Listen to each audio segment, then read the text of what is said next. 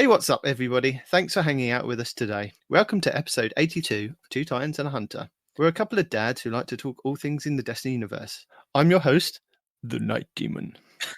And my co-hosts, Parody and Respawn, are here as well. Hey, guys, what's up? What's been happening with your week?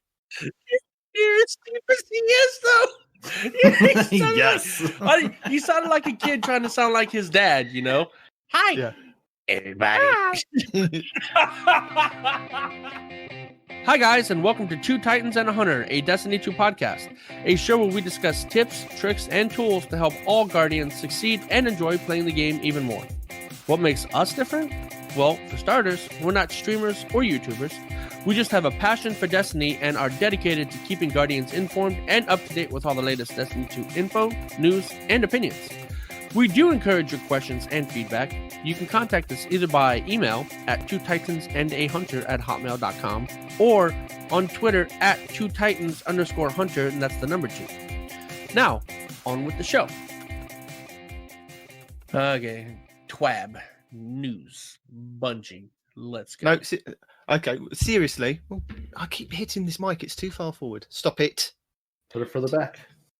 I have, but then I feel that I need to project my voice towards the microphone this week. No, you do not. You're fine. Wherever you put it, you sound further away now. So, don't know if that matters. Good day to you, sirs, and welcome to Two Titans and a Hunter. I am your host, the Night Demon, and I am joined by my two co-hosts, Parody and Respawn. What up? Every single week, it amuses me that your microphone continues to cut you off when you become too loud.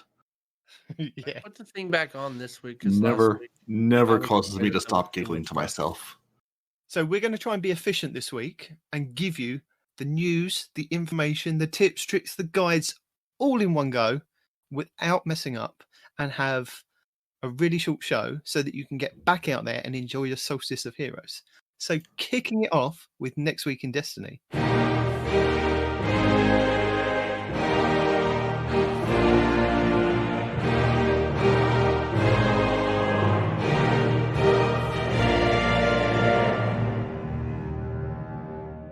We can continue to play Solstice of Heroes, obviously, and take on the EAZ with your team.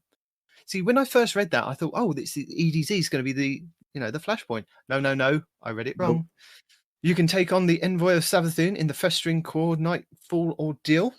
So that's Grandmaster stuff as well. And Clash and Lockdown come to the Crucible, and Parody is going to tell us what Lockdown is again, because we all know what Clash is. So it's where you go and lock things down. It's where you're trying to fight in the middle and then trying to lock down. And then you're trying to take the other team's zone. Or if you fail to lock down the middle, you have to defend your own zone. Because that's what you have to do. Delightful! And shall we guess at what the Flashpoint was going to be? Let's see. This week it is Mercury. So next week's going to be the EDZ. So you think it's going to be EDZ as well? Okay. Respawn? Sure, why not? I'm still going to say Mars. Mars is going away. It's got to be Mars sometime soon. Yeah. No, Mars is over. I don't think we've had an IO one for ages, have we? For a good couple of weeks. No one cares about IO. Wait, no, IO was exactly 2 weeks ago, if I'm not mistaken. You could be mistaken. I could be mistaken, but we have no basis to agree or disagree with you. No, it was recently. I know that for sure because only recently I actually did a Flashpoint, and the Flashpoint was on IO. Yeah, the only reason I know it's Mercury this week is because I had to go run adventures, and I was stealing myself to go suffer through 5 adventures. But they fixed/broke/fixed it, so I only had to run 2 adventures because I was getting triple credit for all of my adventure runs. So that was much better. Should we inform the people about what's happened this week with regards to the Solstice Armor? If we get into that first, then Respawn doesn't have to reiterate it later on and kind of mess it up with whatever order it was in. So true. So originally there was a couple of posts and a couple of Instagrams and Twitters going around, and Reddit as well, saying that some people are getting a boost on the blue set of armor, which was the renewed set, when they've completed their first character. So Yezusus SAO on Reddit posted, you get a boost when completing a set on your first character. So this was the blue set, the renewed set. I completed the blue gear on my hunter and I'm receiving double progress on my warlock. Just wanted to share in case it wasn't common knowledge. To which then DMG replied to MTash on Twitter saying, it doesn't sound right at the moment. We've seen some reports that progress from objectives is taking a moment to catch up. So this could be a hiccup on the server. He's going to check in the morning with the team just to verify. So DMG wasn't aware that the progress was double or triple on once you've completed a character on the full set. So DMG did check a double progress on all characters, checked with the team. That's correct. Obtaining the final Legacy Armor set, the Magnificent set, on a class will add +1 times to the other class on an account finishing the rare, renewed, and legendary tiers with the Majestic Armor objectives. So 2 times once that one class has been obtained, and the final armor set 3 times. Does that make sense to you guys? Yeah. Once you finish one set, much. yeah. So once you finish one set, you get a double multiplier on the other sets. Once you finish the first 2 sets, you get a triple multiplier finishing that 3rd set. So the grind is a little less ridiculously painful. So originally it was meant to be you get to the Magnificent set. So that's the 2nd tier of purple armor. So you go renewed, Majestic, and then Magnificent. So you had to get them to the Magnificent set to get the times multiplier on the other sets. But what seemed to be happening where people were doing one blue set and it was happening on the next blue set that if they were jumping to the next character without progressing up even further. And then even complicating things further, Bungie Help tweeted out they're aware of an issue where Solstice Armor progression isn't being multiplied for alternate characters after the Magnificent Titan armor is acquired. So their fix for this was, until more details become available, we recommend completing Magnificent Hunter and Magnificent Warlock armors first. And funny enough, I actually started on my Warlock first. So I was already like just doing a little bit here and there. And then the next time that I logged in, I was getting 3 times progress on the blue armor for everything. I hadn't even completed a set on any of the characters. And my blue sets were just taken, like Parody said. I did 2 heroic adventures and it was completed and it's meant to be 5. I'm like, hang on, is this a bug? And then I went away and found that no, Bungie did state somewhere. You mean peace, right? Yeah. I honestly haven't even touched it yet because I'm not going to be bothered with it this season. I'm not even going to front. I'm not going to be bothered with it. But listen, well, just wait long enough and they'll complete it for you. That's what I did. Yeah. But I understand what they did was because there was a bug and there was an issue with it. They've just gone, you know what, we'll just ×3 it all. You guys can get the blue sets done really, really quickly and then move on. And so now when you do a blue set, it's at ×3 already. But then when you hit your Majestic set, you won't then get a progression until you hit your Magnificent set for the next armor set. So you can do all the blue sets really quickly. And then as long as you get one Majestic set up to Magnificent, you then get the times multiplier on the next set that you then have to do. And remember, you don't have to masterwork it or do the final parts that we talked about last week. We're doing the 7 trials runs, doing the Nightfalls, the Pit of Heresy. You don't have to do those bits unless you want the glows, and we can talk about that in a second. So Bungie Help also tweeted out that they're aware of reports regarding certain class glows ornaments not matching their advisory vibrancy and are investigating, and they will update soon as possible. Well, as soon as they've got some more follow information. what he just said, they're not glowing as brightly as people thought they should. They're not glowing as brightly as what they are being advertised in the Eververse store, but Bungie have come back out and said that they are aware of it. They will be boosting up the vibrancy of the glows. Actually, no. No, they that's did not take a drink. about it. They did something about it, yeah. I think they just didn't want people to have to run adventures because nobody wants to run adventures. I jokingly mentioned in band, I was like, who can I get to do an account recover for me to run 5 adventures? Because I do not want to do it. Not interested. Not interested. If I had a child, this would be the perfect task for them. Run 5 adventures, run 5 strikes, come back to me when you're done. I don't want to do it. Yeah, the adventure. I'm like, why? So I was so happy when I did 1 adventure and got credit for 3. I was like, we're going back in and doing that one again. Who cares? Right? You have to be very careful with what adventures you are doing as well, because I did an adventure on Titan and it didn't count, and I was quite upset with that. Were So you playing as the Titan? You didn't no, ask. I was You playing didn't as a ask Warlock. beforehand. So you had to ask beforehand because I didn't remember either. And I asked. I said, does it have to be the one on the Flashpoint, or can it be any adventure? And because I vaguely remembered it had to be the one on whatever planet was a Flashpoint. And Yeah, but it doesn't say that in the tooltips for the piece of armor. So that's what I'm Right. saying to other Right. people. I went and Exactly. tested it on another planet just to see. Yeah, because Destiny doesn't tell you what it wants you to do. It wants you to suffer and do twice as many as you have to.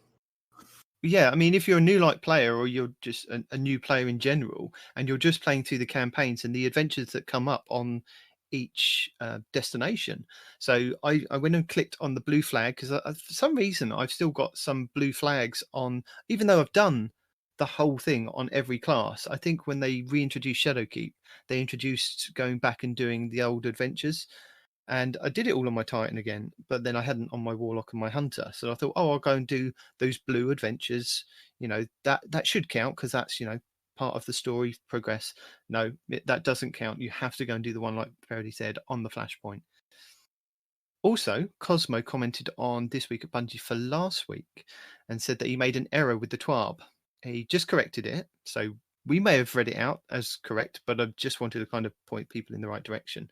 He said that you don't need to complete the final 5 listed objectives to upgrade from the Majestic to the Magnificent. So I believe that's doing the That's Nightfall. the Trials one. Just mention the Trials one. The Trials one, yeah. The pit, That's all anybody cares the about. nightmare hunts. Those final objectives are only to unlock the glows on the Magnificent set. And when they're talking about glows, they are only talking about the white glow. Now, I didn't realize this, that I did. I mean, I did realize this, but Bungie weren't really specific on the glows. They just keep saying the glows. They should say it's the white glow that comes with that set, because if you purchase the Eververse glows, and as we said last week, each set costs 6,000 bright dust or 1,500 silver. What they did last year was you had to buy each glow, and it was like 5,000 a glow. Whereas this year you buy it for a full set for the Warlock, so that you get Arc, Solar, Void, and Stasis. Oh, well and done. Nice. So because I suppose last year it was just 3 for 3, so you could buy just a solar glow and you could apply it across Warlock, Titan, and Hunter, and you don't need to buy the others if you didn't want them. Whereas this time, if you main a character, you can just buy one set and it will give you Arc, Solar, or Void and Stasis, depending on what subclass you are maining at that time. So every time you change your subclass, it will change the glow on that armor. Wait, you said and Stasis? Yes, we went over this last week.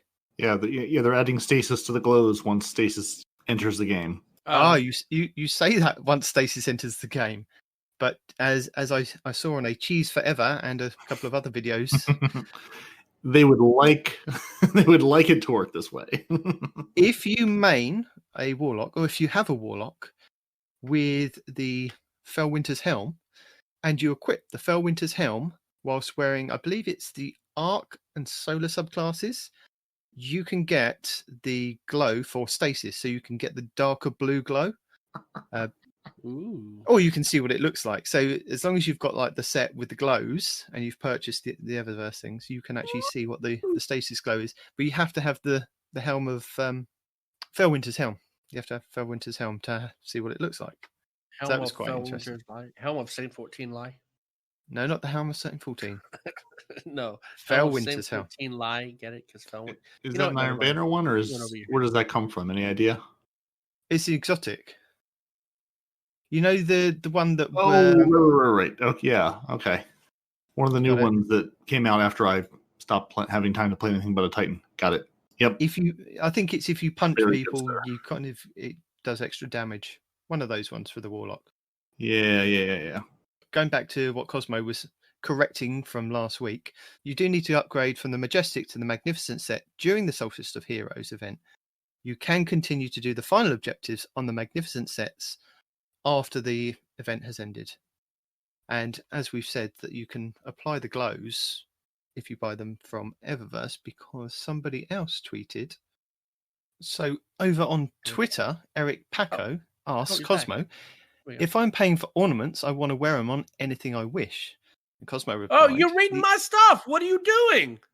The elemental glows are universal Stop ornaments. reading my stuff. So you That's can my apply... stuff. No, it's not. This is my stuff. Nope, it's my stuff. The elemental glows are universal ornaments, so you can apply them to anything Armor 2.0 that you want to.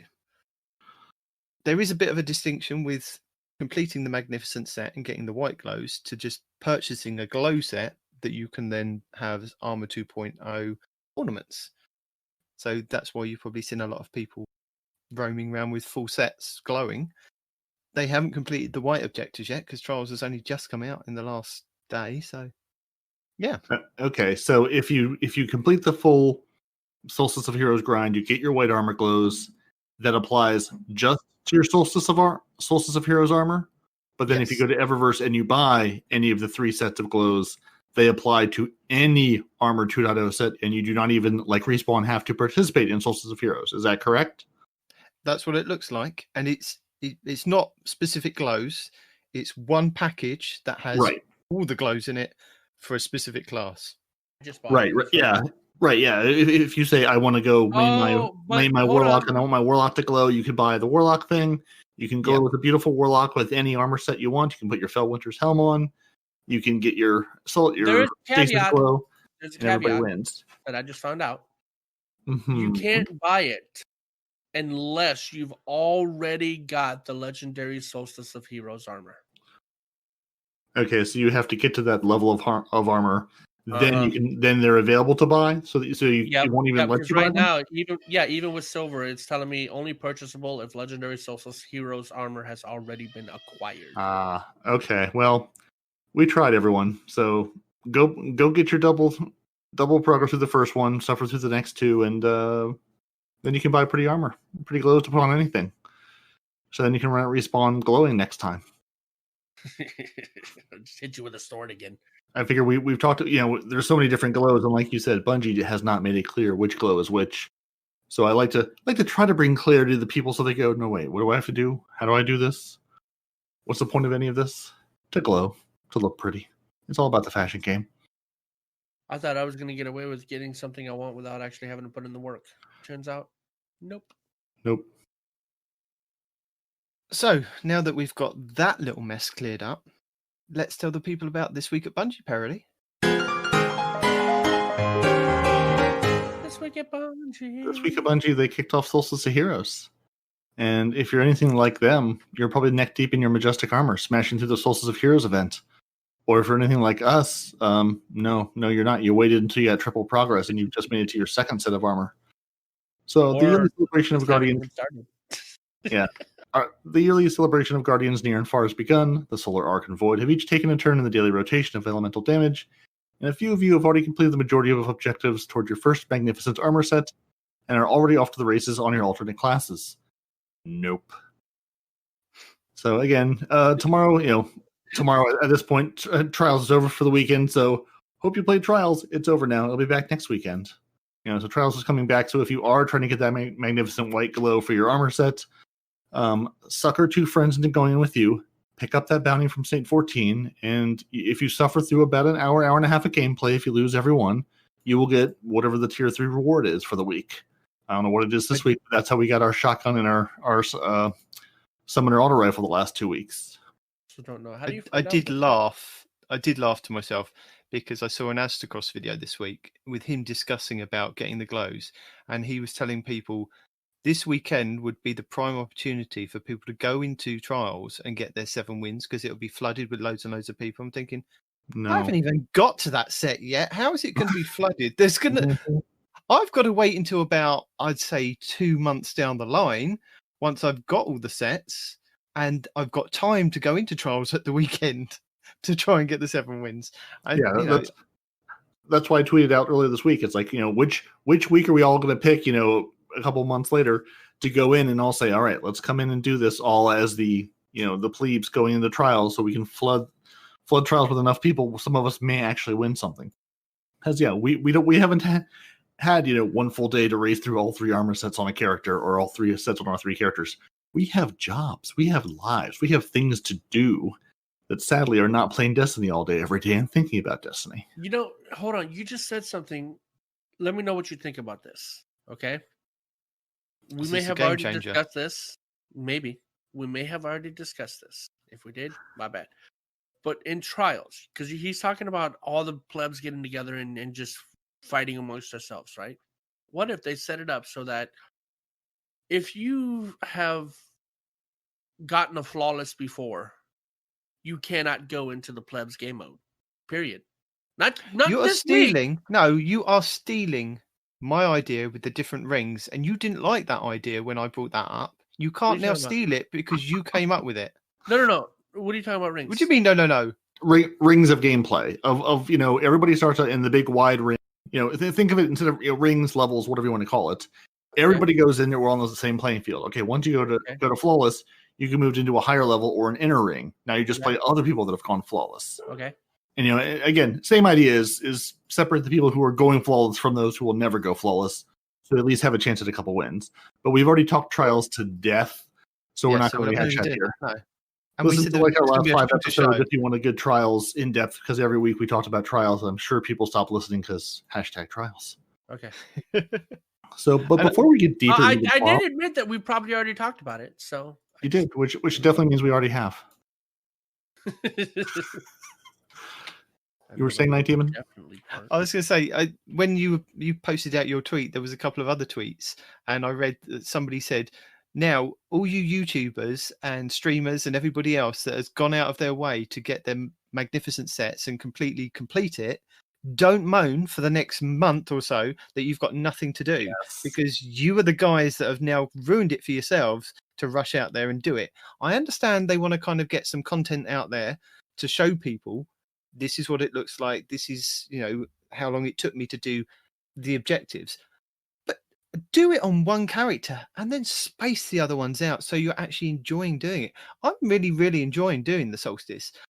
It's something you can do solo, which is really nice. You can go to the EAZ. You don't even have to talk to people. You can play different game modes. You can collect different orbs, although it is frustrating when you go into a strike and you've got one hunter collecting void, one warlock collecting arc, and you are trying to collect solar on the Titan kind of thing. And it's like, no, just it's a solar, it's a solar day. But things like that. But it's fun. It's just fun. I mean, they're obviously doing different objectives, but it's fun, and just I've enjoyed myself. Anyway, sorry, Parody, carry on. Yeah, well, I mean, just sort of going off of that thread, I understand you want to race through it and find all the, nooks and crannies and tips and tricks. But yeah, it's like race through on the first character. But I almost feel like it would be more valuable, I think, maybe for some people, if you're seeing the content coming out as you're hitting it, versus I raced through this, it's all done, and now I'm going to move on. I don't know. Yeah, I'm sort of the same thing. It's like you've raced through it, and now you're going to moan for the next month. Oh, there's nothing to do. There's no content here. While the rest of us are going, no, this is more than enough. We're good, thanks. But before we get deeper into I keep to interrupt me. That's what's going to happen. Also, a public service announcement for that. You get the Solstice boxes, the packages, and you have to get the key fragments to open said packages, and you get loads and loads of key fragments from doing all the different things like the strikes, the public events. But the boxes you can kind of only get from the EAZ. Well, I think it was either Fallout or MTash. I can't remember which video I watched. They opened a bunch of these boxes and got like blue gear. I think it was Fallout, actually. It was definitely Fallout, because he was saying, what am I doing wrong? I've opened like 50 of these and gotten nothing good out of them. Yeah, so he realized what he hadn't actually done is he'd got the Majestic set, but he hadn't gone to, got the Magnificent set, but he hadn't gone to the statue and meditated or told Eva Levante he'd done the whole quest line. And then as soon as he completed the quest line, he could then turn in boxes to get higher stat rolled gear chances. But he'd opened so many boxes and just got blue. So just if you do get to that point, make sure you complete the quest before you then start opening packages and packages. I mean, obviously you have to do it, I think, for the blue set. But once you've done that, just save the key fragments, save the boxes, just play the game regularly, and then once you've completed that quest on whichever character that you want to do, or all 3 characters if you want to do, then go ahead and open the boxes after you've completed it. Sorry, now you can carry on. And that's another thing about that whole, because you had to open 10 packages for the blue set, but because everything is tripled, you only had to open like 3 or 4 packages. I opened 5 before thinking I should probably check to see if these are also counting for triple. So yeah, so don't blow through 10 packages on that first set of armor because you don't need to. Cool. I only opened 3, and 2 of them were blues. So yeah, they're all garbage. Just throw them right in the shredder. Just put them into the same shredder where the Pokemon go. It'll all get shredded up together. It'll be fine. Pokemon shredder. So before we go deeper into the Twab. Okay, just checking. Before we go deeper into the Twab, we've been seeing some questions on rewards for Solstice 2020 and compared to the last year's. Let's take a moment to clear up some confusion, which we, as Two Titans and a Hunter, already have, but here's some additional confusion being cleared up by Bungie. So last year, a Legendary Sparrow was available to anyone who fully masterworked every armor piece of all 3 classes. We got quite a bit of feedback that felt this was a little too grindy for a limited time event. You're correct. This year, we shifted focus to the individual Solstice of Heroes sets you'll be investing time in over the next few weeks. Rather than a single reward after completing the armor on all 3 characters, we're providing a free glow when earning the magnificent armor sets per class, as we've already discussed. That's the white one. Additionally, we're seeing some players asking why the magnificent armor set isn't fully masterworked when earned. This year, our approach was to give players a new path to earn high-stat armor roll pieces outside of raids. As these armor sets have a max power cap of 1360, they'll have a lifespan that lasts through multiple seasons. End result, players can spend their time finding that perfect roll through Solstice packages for the duration of Solstice of Heroes. Even after the event has concluded, players can masterwork their armor pieces at their leisure, finishing up their majestic objectives to unlock their glows. So that's the thing we already said and already told you about, but now we've told you about it in an American accent and a British accent. So we're just one accent away from having the trifecta completed. And, again, as a final note, when you get your Majestic Armor set, you'll get the bonuses on other things, as well as the first armor set, because either Bungie goofed or they just said, here you go, have 3x, it's less grindy now. Now go jump around the EAC. And now we have a Bungie Foundation update. That Respawn can tell us about. You would do that, right? Okay. Right Are when you your eating breakfast again? arrives. What's Is that? your breakfast here? What's for breakfast? No, don't worry about it. Where am I reading that? Respawn breakfast update. It's hard to believe that Bungie Day was a month ago. Time is flying by. We've been eager to give an update from the Bungie Foundation concerning the Empathic Ghost Shell and the Bungie Foundation Emblem charity initiatives that were available. Senior Foundation Manager Christine Edwards, is here today to share the details. You know you missed that because you did the silly high pitch thing again. You have to say hi, Christine, again. Hi, Christine. All we got is ha, and that was Yeah. it. It's funny because now I've even turned off my freaking background noise cancellation and it's still doing it. Stupid. It mic. knows. It does, knows. though. Okay. Christine, last month we've celebrated Bungie Day, a beloved tradition that celebrates the best of our community, the camaraderie, the competition, and the care we all have for one another. This year, we invited you to incorporate charitable giving into your festivities, and you all stepped up in a big way. We've unlocked two unique ways to participate. First, through direct donations, and second, through in-game purchases in the Eververse store. Because each of you, we raised $602,204.31 worth of donations and $555,639.06 from the Empathic Ghost Shell for a whopping $1,157,843.37. Somebody do the math. Every single dollar will go directly to helping kids in children's hospitals across the country by bringing them engaging digital entertainment that will brighten their day, make their treatments a little more bearable, and will remind them that even during hard times, the number one job is to play, smile, and be a kid. As the parent of one of our patients put it, iPads for Kids has made the experience more like home. It has helped keep King engaged and distracted from the pain. They've named their kid King. Those are awesome parents. Another parent told us Draven is just 3 years old and has been in the hospital for ATRT in his brain since December 29, 2019. Draven just loves the iPad. It has helped him in so many ways. When he cries and we give him the iPad, he stops crying.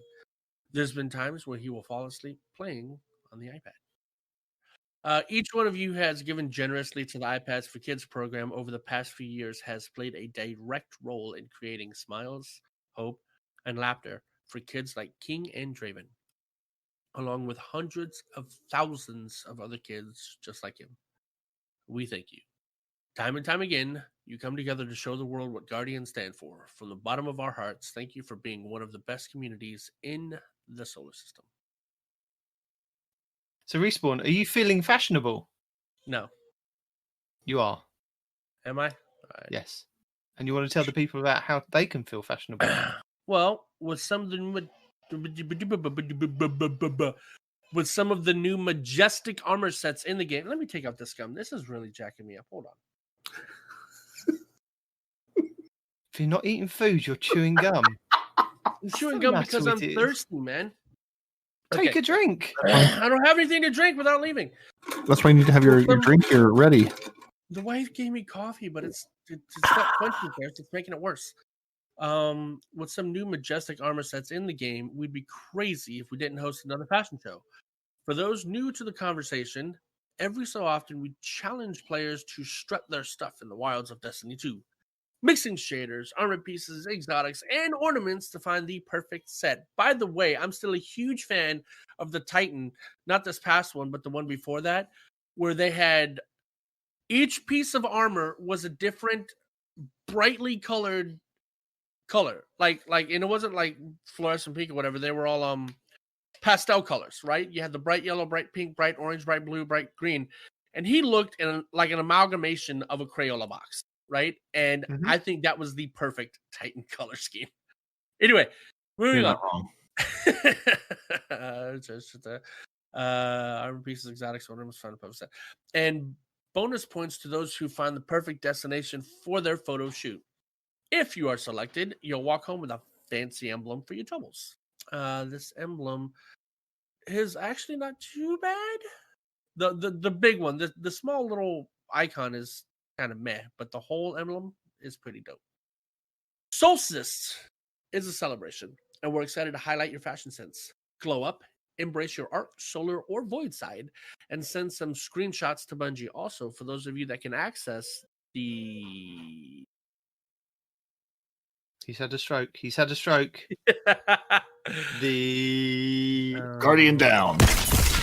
Guardian down. No.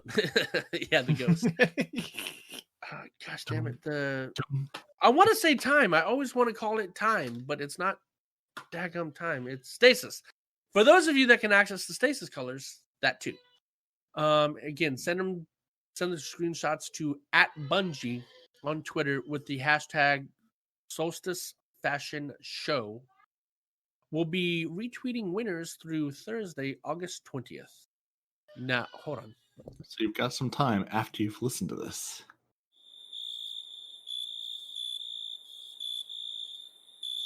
Are we holding on? Please note that players are required to wear at least one Solstice of Heroes armor piece, renewed, majestic, or magnificent. No of those are required. Players must take a picture on any destination to qualify. In other words, an image of your Guardian in your character inspection screen won't be considered. Taxes and tags may apply. You might as well just carry on if he's disappeared. So with Solstice fresh on the mind, player support has been diving deep into the help forums. Not too deep because you don't have to look that hard. Looking for fresh issues to diagnose. Missing bright dust on bounties, inconsistent objective progress, and a few other minor issues have been discovered. This, as always, is their report. The Missing Emblem Contact Form. Players eligible to receive Destiny 2 emblems by winning the Bungie Community Contest, purchasing items in the store, or by donating to one of the Bungie Foundation's charity campaigns, Sometimes players don't receive their emblem for one reason or another, so we've created a specific contact form to help them obtain their emblem. We will help players with emblem issues from the following contests or campaigns: the Bungie Bounty, the Aurora Clash, Movie of the Week, shouldn't have started reading these, Anamnesis, Yep. the Movie of the Week one, Outstanding Artist aspect of Luminance, the Fashion Show, the Levante Prize, the Bungie Store, the Bungie Foundation, or Charity Drive. So before requesting through the contact form, please note players must wait at least 15 days from the qualifying contest win or charity campaign. Players should first check their spam/junk folder for any emails that may have their emblem code inside, and players should check their collections, flare, general section for their emblem to see if it actually showed up, but they just don't remember. For more information, go to the Twab. We'll link it in the show notes. Bungie for Contest Emblems article and the Missing Emblem contact form are linked there. Fill it out if you're missing emblems. The Solstice Bounties and Bright Dust. So, shortly after Solstice launched, Destiny player support became aware of an issue where weekly and repeatable bounties were not giving Bright Dust. We're currently investigating solutions to this issue. We're also investigating a solution for those who missed out on earning these Bright Dusts. God, I cannot read today. We are also investigating a solution for those who missed out on earning Bright Dust from these bounties during the time, and will be granting Bright Dust to affected players as soon as we can. You can continue to complete and redeem your Solstice of Heroes bounties normally. So that's good. So they'll track that and hopefully refund you some. So if you pick up the weekly ones, it should be 200 Bright Dust, and if you've done the daily ones, I believe, is it 10 Bright Dust per daily ones? Yeah, it's something like that. I've just been sort of doing the weeklies and not picking any of the additionals because I'm like, I'm not going to do these if there aren't any Bright Dust attached to them. So it's nice to know that at least they will, in theory, be retroactively awarding it.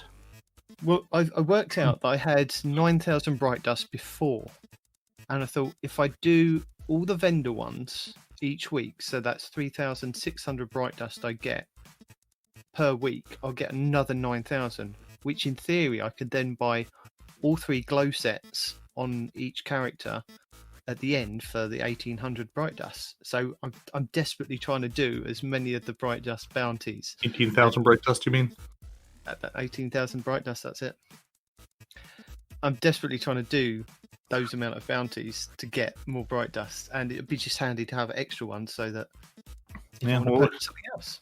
Yeah, we'll be sure to pick up all your additional objectives on whatever game mode you're playing. All those additional ones, grant Bright Dust as well. The same, pittance of 10. So it'll get you there slowly but surely. 200s as well. You get the 200s. Yep. All right. There's additional known issues. We're aware of an issue where Gambit Prime will not count for Solstice Armor with Gambit objectives, so go play regular Gambit. We are aware of an issue where the Nightfall of the Ordeal will not count for Solstice Armor with Strike objectives, so go play regular Strikes in the playlist. We are investigating reports of doubled progress on Solstice objectives not working for some players. We are aware of an issue where the Solstice Bond for Warlocks has an objective that incorrectly states get 150 Guardian super kills. The objective progresses correctly with arc super kills against any enemy. So Warlocks, on your Majestic Solstice Bond, get arc super kills against anything in the game, like a bunch of mobs in Gambit or Altar of Sorrows. We're investigating an issue where shaders do not properly apply to the Majestic and Magnificent robes for Warlocks. And we are investigating an issue where shaders do not properly apply to the Majestic and Magnificent cloak for Hunters. So Titans look pretty, the rest of you, it's not so much. What I'm getting from this is that they've already ruled out the Warlocks and the Hunters from competing in the Levante Prize this month. So go as a Titan and pick your best armor, put your best shader on it. See, it's basically, this is all a reward for winning the Guardian games. They say these are bugs, but no, it's actually just a reward for winning. So don't tell the Warlocks and the Hunters. And there's also a late-breaking Bungie help. We're currently investigating issues where the EAZ weekly challenges do not give powerful gear rewards. So maybe hold off on turning those in. That was tweeted 13 hours ago. So late Friday, early Saturday morning. So good times. That has been our report for the week. And as always, we'll link the known issues article in the show notes. And you know where to find it by this point. There's more known issues than what we've read. And now it's time to put on some sunblock and get out there and enjoy Solar Day. Is it still Solar Day? mean, it is for now. It might be Solar Day by the time this comes out again. I don't know. It's currently Possibly. Solar Day, at least for the next 54 minutes. Yeah. Now it's time for the report roundup.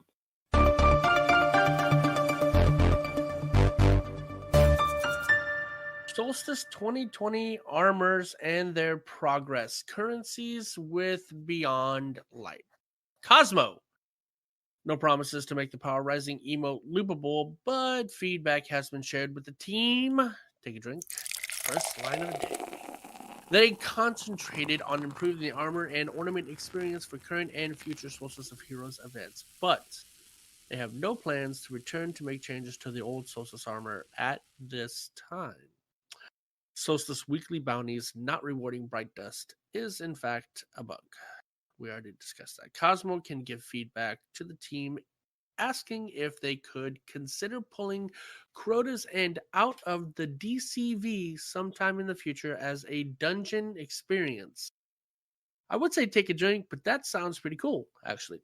I saw a lot of people get quite upset about that, saying keep it as a raid. And I could understand why, but then I could also see the other hand as... It's not a raid. It was a soloable event in D1 if you were good enough like Glad. So it could be converted into a dungeon. I'd say maybe make a hybrid version of it and maybe have a different boss at the end, but have the same similar mechanics and similar layout and have a dungeon experience, and then have the Crota's End raid, but maybe expand on that and add something else in there as well. Just that's my 2 cents. And that 2 cents paid for the fact that they saw a lot of feedback last year on the Sparrow offered for upgrading the armor sets on all 3 characters didn't feel worth the effort. They elected not to include it in this year and added an earnable glows instead. Reddit link. Suggestion to award Ascendant Shards for Valor resets has been passed along. Forums link. Yes, please. Take a drink. We'll give feedback. Take a drink. The team that some players would like to see skill factored into more PvP playlists. You think? Maybe just a little bit. I mean, we just got rid of skill-based PvP, and of course, the next thing on the very next Twab is we'll look into putting back some skill-based things in more modes of the PvP. Yeah, you shouldn't have taken it out to begin with, idiots. Sorry. DMG, some community concerns about the Iron Banner. Rewards, Mercy Games, Solo Experience, Power Levels have been passed along. Feel free to comment more in source. What is this? Reddit link. That is a Reddit link. Which the title is Lord Saladin's phone bills must be insane. On currencies, some currencies and items will end up rotating out of your inventory. For example, destinations that are going into the DCV won't need the slots in your inventory. So hopefully that cleans up a few things. No, it doesn't, because eventually it comes back and you're going to need those tokens again. Anyway, team is definitely aware of this feedback. Don't have details to share on UI changes to currencies, but we'll definitely have a Twab before launch going through stuff like that. I don't know why I almost said laugh and launch, not even. Okay. Also, I know there will be questions on, are currencies from DCV destinations going to be removed, or can I exchange them at a vendor in Beyond Light? Don't have info on that just yet, but we'll let you know ASAP. Take a drink. DCV, Destiny Currency Vault. Content, not currency. Nope. They go into the Destiny Currency Vault with the content. Point of Stag's power limit will be fixed in Beyond Light. Reddit link. That is it. Oh, no, it ain't. I have stuff in here. Okay. We have an updated map. Some guy went in there, discovered there are actually more chests than last year.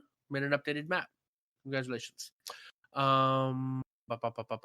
His name is, who's this? Redhead Hippo? Yeah, Redhead Hippo. First off, this is a continuation from my last post. I have gone through the EAZ for the last 6 or 7 hours, and I think I have found all the chests. If I've missed any, please feel free to let me know. That way I can update the map. There are a lot more chest spawns than last year, so instead of trying to solo this year, I would definitely try to find a group and section off the map. I have noticed that a lot of these chests are on the ground this year and are quite easy to get to. I am going through a bunch of stuff in this post, including loadouts, strategies, and the chest guide. And here's an updated map courtesy of Reddit, and it's by u/ScoobyDZ. He'll put it somewhere in our podcast. Check it out. Damage on Lord Saladin's phone bills must be insane. Toll free. I'll shoot over some feedback concerning Iron Banner today. List of points. 3 tokens for a loss feels rough. No kidding. Players feel like they're seeing a ton of Mercy games. Also, no kidding. And have for a few Iron Banners now, even before skill-based match. Oh, there you go. Skill-based matchmaking did used to be an Iron Banner. Okay. There we go. Playing solo can feel you bad knew with that. teams of 6 numerous times in a row. You know, why don't they just put like in comp, they have a solo player playlist, man. It wouldn't be too hard to do that for an Iron Banana. Come on, Bungie. Fix your stuff, guys. It's difficult to tell when an enemy is higher power level than you, leading to frustrating moments where a one-hit kill requires 2 hits or others. If you have any other notes, feel free to comment. DMG has stated stack rank the 5 most important things you'd like to see talked about before Beyond Light. We have a few months before launch, but always love to hear what's on your mind. By no means is this a promise for this week's Twab. I'm just asking questions. DMG4 commented on, I hope Beyond Light doesn't introduce new currencies. Our currencies are already a mess. I thought you've already just gone over that, haven't you? Yeah, I did. Okay. Talk about taking away the old currencies, but not the threat of new currencies. And we're going to get one for the new destinations we're getting. I hope not, man. You know we are. It's a whole new planet. It's got to have new currency. Frozen strange coins, calling it down. Someone worked hard on that artwork. Bungie, for real. It's time to be extremely clear about last year's glows. I don't understand why we have to wait this long to hear about why they aren't universal ornaments and why the set we got during Shadowkeep was horribly rolled and no seasonal mod slot, making them effectively useless after Shadowkeep had launched. Cosmo has replied to this. He says, we concentrated on improving the armor and ornament experience for current future Solstice Spheres events, but we have no plans to return to make changes to the old armor at this time. Pretty sure I discussed that. Which is a shame because that armor set is completely different to the armor set that we've got now. It is. With different styles of They glow. should at So least give it to us as ornaments. At the it very would be least. nice You're to not have gonna it bring as back. ornaments. If you Yeah. purchased it back then it should be available in your collections at some point in the next 6 months to actually has 110 million billion % correct. to be reapplied as ornaments. I agree.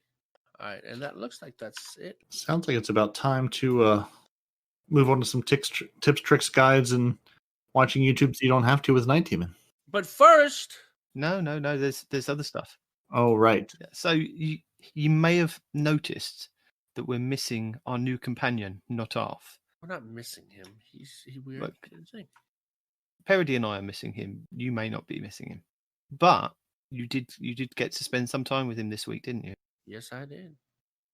So now it's time for Not Half-Arsed Law with his special guest and Padawan Respawn.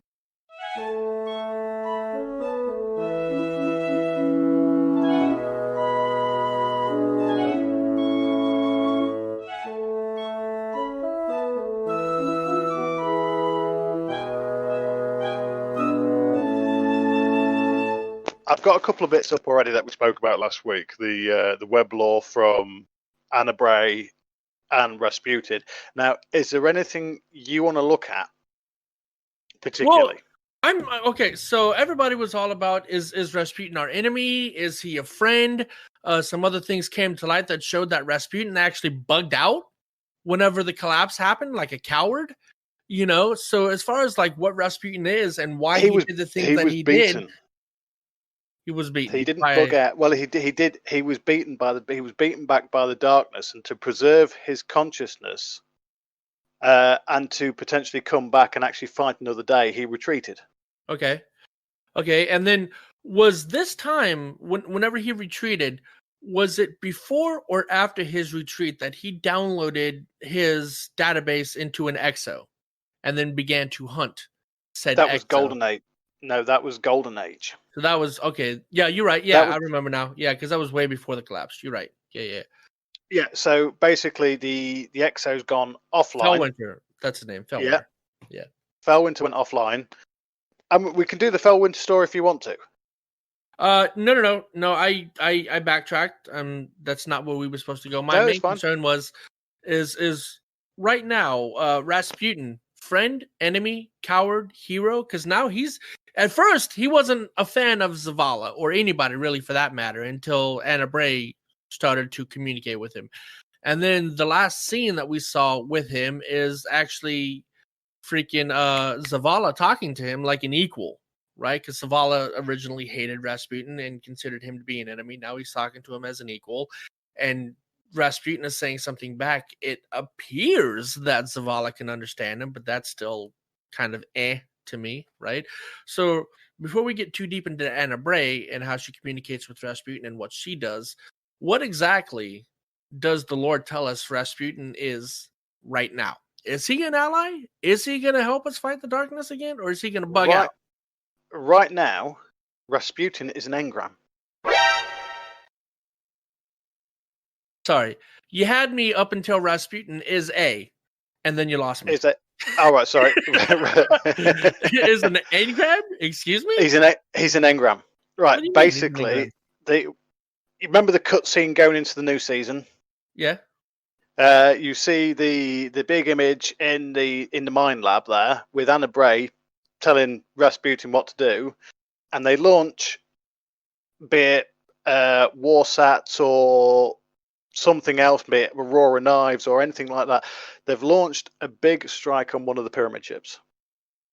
Now that pyramid ship then phases out of existence, and they think they've killed it. Then it phases back into existence, and we think it then attacks Rasputin, and it shut him down. And that's right now. That's happening right now. That's happened. That's already happened. That happened at the very start of this season. Okay. So Anna Bray and a ghost, Jinju, have recovered what they can of Rasputin's consciousness and put it into an engram, and they're supposed to be going back to the tower. Okay, with Rasputin as an engram. And an engram, for those that don't know, is just a bulk of data, right? That's why we don't know what weapons or armor or whatever we've got until we decrypt it. So right now, he's just a bulk of data in physical form. It's programmable matter. Programmable matter. There we go. Yeah. So yeah, that's where we are up to date with Rasputin. Now there's all sorts of other things that could potentially be going on, but that's the last we heard about Anna Bray and Rasputin. We still know Anna Bray's on Mars, but she's supposed to be coming back to the tower. I think in the next season, right? Yes. Okay. So Anna Bray's going to be in the tower, and I think she's going to be a new tower vendor. Maybe throwing it out on a limb here. Maybe even Hunter Vanguard with her being in the tower. That would make sense. Yeah. She's an elder guardian. She's been around for a long time. She's very powerful. Right. But yeah. I mean, honestly, look, if we're going to get into it here, my big hope was that I wanted to see Aldrin come back and be the Hunter Vanguard until I was educated that he actually did not, in fact, win the Hunter bet. No, right? he did not. Right. So now he can't. Well, I mean, he still, quote unquote, can be, assuming he comes back as a Hunter per se, right? Well, we still don't know exactly what class he is. That's what I'm saying. Yeah, if he comes back as a Hunter, because we don't know what he is. We just know that he is currently, right? Let's just say he's risen. He's risen, exactly. Yeah. So Anna Bray, I wouldn't be mad if she was Hunter Vanguard. You know, she's got some quips. She's got a little bit of attitude. You know, she's not Cade, but at least she's not boring either, right? So and she'll stand up to Zavala. She absolutely will and has. So and yeah, no, I could see that and I'd be happy with that. But right now, like with him being an engram, right? Is there anything in the lore that says he stops becoming an engram eventually? You know, Not as yet. not as There's yet. many theories out there that they're going to put the engram into a frame or an exo or something like that.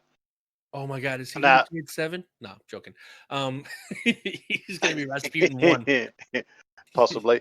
Well, no, he wouldn't even be a 1 because he's just Rasputin. He's not an exo. He hasn't been reset and he won't need to be reset. Yeah, but if you put him in an exo, the exo's got to have a name, so he'd be Rasputin, wouldn't he? Yes, he would be Rasputin, but he wouldn't have the Numeration. name of 1. Yeah, numeration. Gotcha. Now, there's one big theory that leads us into the lore I've actually got up in here of how they're going to do that, or what I think they're possibly going to do that.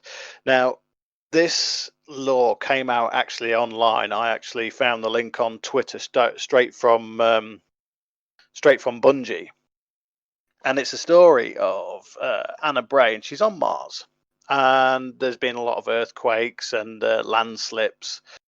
Time frame is past, present, future? I'd say it's last season time. Okay, continue. It has passed, but it's not that long ago. Okay. And on Mars, they find another Bray facility. Other Now, than the one they that get- we've already found, you mean, right? Yes, Okay. a secret Bray facility, because they are actually looking. Oh, I've just blanked on the name of it. Basically, it's Clovis Bray's diary or Okay. journal. That's what they're Mhm. looking for, and they believe it's a facility where they'll find all of the Bray tech plans, what they've done, all the shady deals, everything. Okay. So they find this facility in it, and Anna traverses across Mars onto a volcano. Now, she halts on the shore of the caldera. Apollo in Aris, Mon's wide crest ives for dominance over the horizon as it passes the borders of her vision. Resonators embedded across her custom snow mask hum and disperse snow from her dispersed dirt from her visor. Now, at this point, she's actually left the mine lab, traversed across Mars, gone up a volcano as far as she can to actually access this facility. Okay. Now, So Olympus Mons is where the last facility theoretically is? well, that's what they think it is. Now, when they get in there, she gets scanned, and it recognizes Anna Bray and says she's fine, but she's got Jinju with her and Rasputin into her what they call a sensorium. She's got Ginger with her and what? Jinju, it's a ghost. Okay, yeah. And then what else she say after that? And then she's got Rasputin actually communicating her through a sensorium. Now, what a sensorium is, it's basically a... I know she feels what he's saying to her without actually understanding. Right? Almost, yes. But a sensorium is they can actually access all of their... It's BioWare. Yeah. Basically, it's a phone and everything built in. Do you understand what I mean? Yeah, of course it is. It's Yeah, hard. yeah. It's hard to describe some of it. But then the security into this bunker, for want of a better word, because it is a bunker, recognizes an entity with O energy, which is the ghost, and a rogue mind, and then attacks them. Yes. Yeah, I remember something about it called Rasputin the Rogue Mind. I do remember that. Like, Was it a last rogue year. mind? No, it is a rogue mind. Yeah, no, that's the verbiage they used, a rogue mind or rogue entity. They did use the word rogue, whether it was mind or entity or whatever. They did use the word rogue, and that caught my attention back then too, because I was like, wait, Rasputin recognized Rasputin as a rogue? What? You know? No, it's not. It's not Rasputin that's actually recognized him. It's a I know security that now, system. but at the time, I thought the security system was Rasputin, and he was recognizing himself as a rogue mind. Like when I first heard it. Yeah. So basically, after the security system sees them as a threat, it attacks them. Anna Bray kicks ass. Takes out the the cannons, and they proceed further in the facility. Okay. It looks like there's been a couple of Exos trying to get in, but the same security system's taken them out as well. And they've got Braytech insignia, but with Echo program on it. Okay. I've forgotten what Echo means. That's a different kind. That's what was it? Echo was We believe that the Echoes are a different type of Exo. right, but no. What I was thinking of, they're the ones that weren't created in the where Cade comes from theoretically. Why is it because they blanking on me, man? The Dark Stone Crypt. They're Deep Stone from Crypt. They're from someplace other than the Deep Stone Crypt. That's yeah, what I was they were created without Rasputin's knowledge. Right. Okay. For the Echo program. Now, this bunker is called Pillory 9. Okay. And what they figure out, there's more of these pillory bunkers. And they're off net, so Rasputin can't access them. Now, I believe there was 12 of these bunkers. So basically, if Rasputin ever went rogue, they could split his consciousness, his mind, into 12, so they could control it. Okay. And make it more manageable, because they knew they couldn't beat it if it became angry at them. Yeah. Yes. If you ever played Halo, if it ever went rampant. I don't think you need to play Halo to know what rampant means, but yeah, I got you. So, but that was back then. Now that was back then. Now he's just an Ingram, right? So, I'll get into that in a minute. Go ahead, continue. There's 2 entries into the lore about this, but if you've ever collected a lore book in game, it's the equivalent to a lore book in 2 entries. Jinju's voice digitizes as she trails off into a snowdrift of light and enters the console, but first Anna jumps back to the main menu and selects the pending Echo Link request. Echo Link, Kalis Station Actual, Uranus. Manual distress trigger. Launch 1 initiated manual failure. Bay 1 compromised. Bay 2 inert. Counterbalance failure. Orbit decline, 42 days, 12 minutes, 7 seconds. The orbital decline timer ticks down. No time to waste. Once you get red access, we have a station to save. So now, after finding that there's 12 of these pillory stations, one of them, it turns out, is actually a space station around Uranus. Oh. So what they do, they want to go up there and have a look. And what they're trying to do is actually link Rasputin into all these stations to find as much information as they can to fight the darkness. So they're trying to link him to the 12 stations, but without splitting his mind. Yes, because they don't want to do that. They want to. What they're trying to do throughout last season was connect. Do you remember when we had to go into the bunkers on Io, the Moon, the EDZ? Sure. And we had to manually go in there to access them to start off with and connect Rasputin back to them. A bit like in the way in D1 we linked him back up to the uplink. Sure. And now that's what Anna Bray's doing here. And then from that point forward, that's when she finds out there's actually 12 of these facilities, not just the one she's in. Yeah. So with the space station in the declining orbit, they decide to actually find that one first. And the space station is declining orbit in Europa. Uranus. Sorry, let's change that to Uranus, otherwise somebody's really going to get upset. No, I mean it's fine. I mean, I know I had some. You know what? Moving on. Point is yeah. Okay, so Uranus. Initially I thought you said Europa, and that's why I was like, okay, so that's why we got to go to Europa. It sounds the same. Yeah, but okay, so Uranus, not Europa. Got you. Yeah. Space station is now in danger of hitting the planet from orbit. Okay, got you. Moving forward. Right. Now, this is the second half of the lore that we found. And I'll start off with, I was able to pull some data from those exo-sample Jinju perches on the cockpit dashboard. 2 tech mites crawl over her shell. The jump ship plummets through fractalescent polychrome luge, ripping across a sable pitch of space at blistering speed. Anna leans back in her pilot seat. One knee pulled to her chest, she watches strands of shimmer bend around the hull. A bobble owl jiggles along as the ship shivers underneath it. Camera in frame. Hit me, her eyes turn to Jinju. I couldn't completely narrow it down, but they're definitely from the Golden Age, circa the collapse. Jinju continues, I've been going through the Pillory mainframe download. Those stations are meant to split Rasputin's mind in the event he ever became insubordinate. That's disgusting. Echo appears to have been a contingency program that activates afterwards. They also had a cornerstone schematic of his brain.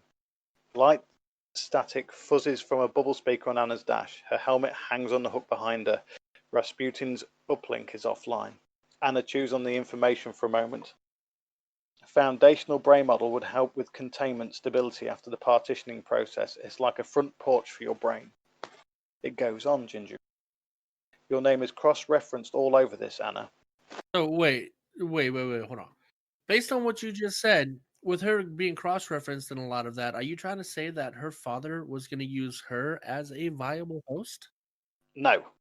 Oh. Anna Bray was trying to find exo brain maps that would be compatible with Rasputin's basic cure. I thought you said Clovis Bray was looking for the maps and her name was all over it. Yeah, it was. Your name is cross-referenced all over this, Anna. Neutral webway psycholinguistics. Full stop. Exo brain maps with candidate profiles.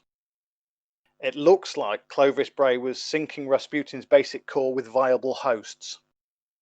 So basically, Anna was the researcher for Clovis Bray. Gotcha. I see. Okay. So the hosts, right? I'm remembering back to, I think it was it Bife? No, I think it was Malin, saying that some of the dead echoes wanted to be said hosts or something like that. Yeah. Okay. Yes. Okay. But that's a bit further on in the story. All right. Fair enough. Continue. So basically, we know this is a plan. If Rasputin becomes insubordinate, too big for his own boots, whatever you want to call it, they're gonna split him into 12 and launch this secondary plan from this space station. Okay. Basically, what they think he's going to do is actually wipe out the whole of humankind. He's going to do a Skynet. Definitely feasible. I could see that. Yeah. The space station that's falling, though, isn't the space station connected to the people that wanted to split him? Yes. Okay. So when Anna invaded, for lack of a better word, that bunker, and then she beat up all the security systems and whatnot, and as a failsafe, it sounds like it's a failsafe that space station is now going to crash into the planet, I guess, to destroy any evidence that there would be, right? So she's trying to get to that space station. I keep wanting to say spaceship, and it's really messing me up. Trying to get to that space station to either stop it from declining or to recover what she can from it before it goes down. But that's right. But the fact that he's accessed that thing is not the reason why the space station's got a declining orbit. That's just down to age. Don't forget, this is back from the Golden Age. Okay. I was thinking maybe Rasputin had something to do with it getting destroyed. Maybe Rasputin doesn't want her to know what's on there. Or maybe as a failsafe, they wanted to destroy it. That way Rasputin can't get whatever's on there. Whatever. But it's actually just old age. Gotcha. Yes, it is. There's a bit in here about just talking about her partner and how he works for Owl Sector. So when she was alive, while you're reading, right, to feel the dead air, when she was alive, she was part of the Brays, right? But she was part of the Brays working against Rasputin? She created Rasputin, or helped create Rasputin. Rasputin actually dates right back to the first mission to Mars to see the Traveler. Right, but in that bunker, right? Because the ghost was reading data from the bunker, if I didn't get lost. And the data from the bunker she created Rasputin, but also a potential way, or helped create a potential way to split him if anything went wrong. Okay, so she did both. All right. Yes. That's what I was getting onto, because I was like, yeah, because if her name's all over that, to try to split him up, that would indicate that she's his enemy. But then, okay, I see. She wasn't his enemy. She was just it was a failsafe, basically. Not a failsafe, the ship that's crash landed. A failsafe meaning if something goes wrong, this is how we can stop it. Yeah. All right. Yeah. Gotcha. Right. Now, if you can imagine, they're on their way to the Uranus. I want to call it a spaceship now. They're in Anna's jump ship. They're off to see the space station. The shimmer surrounds the jump ship jitters before abruptly smashing into empty space. Anna leans forward and looks out into the void. Where's the planet? She slowly rolls her head around the cockpit. They drift through space on placid waves of nothing towards a distant nowhere. The vast luminous twinkle of the Milky Way plays out in the panorama through groom speckled pinhole prick gaps in the starry sea. The absence of them directly apparent to Anna's eyes, like rays of darkness from a black sun through sheer cosmic sheet. That was difficult. Jinju perks up, internal sensors suddenly askew. Something's nabbed us right out of our jump. We're off course, Jinju calculates, by 3 AU. What? Okay. Anna manually scans the trajectory equations of the nav computer. There's nothing wrong with the map. Jump drive error misalignment squawks on the bubble speakers. Little late. See, in the grand scheme of things, as somebody that's spent a lot of time in astrology, right? I know my hobbies are all over the place. AU is astronomical unit. And all that means is the distance between the Earth and the Sun, right? Yep. So if they're off by 3 AU, that's just the distance between the Earth and the Sun times 3. When you're thinking of space and not being able to see a planet, right? Especially with all the sensors and whatnot that they have, that's not a huge distance. Now, if it had yoinked her like 3 light years off course, then I'd be like, whoa. But if it's just 3 AU, she's still in the solar system, So if it yanked her off by 3 AU, what's in the solar system that could have messed with her? Pyramid ships? A little late. Synthetic tickle creeps red and patient, low and pressing, as not to be heard by those that might be listening. Relax. I know we're off course, but it's not that far, relatively speaking. Anna scrunches her face at a nav screen. It's overtaken by interference. Okay, I can see where we are. Hang on. A slow wrinkle skulks across space. It presses up the fabric. Insignificant points between stars warp and spur. Small disturbances in the constellation congruence of the galaxy. From afar, it is nothing. A flutter of wings in the wind. It's dark out here. Jinju's voice is distant as she peers outside, beyond the canopy and expanse without horizon. That's when the stars shine brightest, Jinju. Find a constellation for me so we can get our bearings. Gravitational wave anomaly detected. Jump realignment required. Way ahead of your ship. Anna checks the jump vectors and flicks through alignment procedures. Mav thrusters sputter to orient the ship towards Sol. Anna test cycles the jump drive. It revs and chokes before locking. Gravitational wave anomaly detected. Jump hazard. Location inconclusive. Clear hazard. Okay. That's not a comforting thing to hear. Anna deploys a sensory buoy from the ship. Rasputin stings and pricks red iron. Steady pressure. With localized insistence. Feels strange. Jinju is distant. We should go. Anna initiates recalibration of the ship's jump positioning solution. There's definitely some weird space out there. Gravitational wave anomaly detected. The ship lurches. Anna's stomach churns. Jinju vibrates violently in a space. An outer shell of light absorbing some form of force. Red iron needles whistle tea kettle pressure in a white anxiety from Anna's helmet. Cloaked shadows shift through the vacuum of an eternity away, and all too close, shown only when they wish to only who they want. Anna swallows to settle her stomach. What even was that? Did we move? Leave now, Anna. Please. Jinju presses against the glass of the canopy, peering outward. System realignment solution secured. There it is. I've got a jump lock. Gravitational wave anomaly detected. Again, we're riding this one out of here. Anna eyeballs the adjustments for the gravitational wave into the nav computer. Punching, jumping. 3, 2, 1. They slip between folds in space. Formless wake propels them. The ship rides through the subspace at speeds far exceeding her jump drive's capability. Colours dull in the slipstream. Fission electrifies Anna's senses into a timeless euphoria. The nose of the cockpit stretches ahead, drawn towards some distant vanishing point. She struggles to keep the flight stick straight. Her motion seems all small, inconsequential, and too slow within the wave. Fluctuating pockets of drag, flex, and buck, threatening to throw them off into the unknown. The cockpit twists around her, indicator lights blink in metromonic sequence. Purpose and pigment slowly materialize in her mind. Hull integrity failing. Not yet. Collision.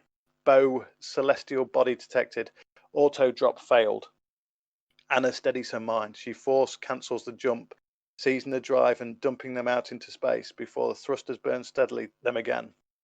Their emergence is dwarfed by a stratospheric colossus. Uranus hangs, a daiquiri of pearls set in tilted rings. A grin overtakes Anna's face. Nailed it. Basically, now they've reached the station. What they've actually had done there is, if you've ever read the, I think it's the Mara Senna, this is the same type of gravitational wave that affects the Yang Li Wei, the Exodus Blue. Yeah. Oh, sorry. No, it's the Exodus Green. Sorry. It's the Exodus Green. So they've actually been in a close encounter with the darkness. So now they've actually managed to get back on course and are there at the station, and they're immediately attacked by the warsats that are there. Now, you get a brief firefight.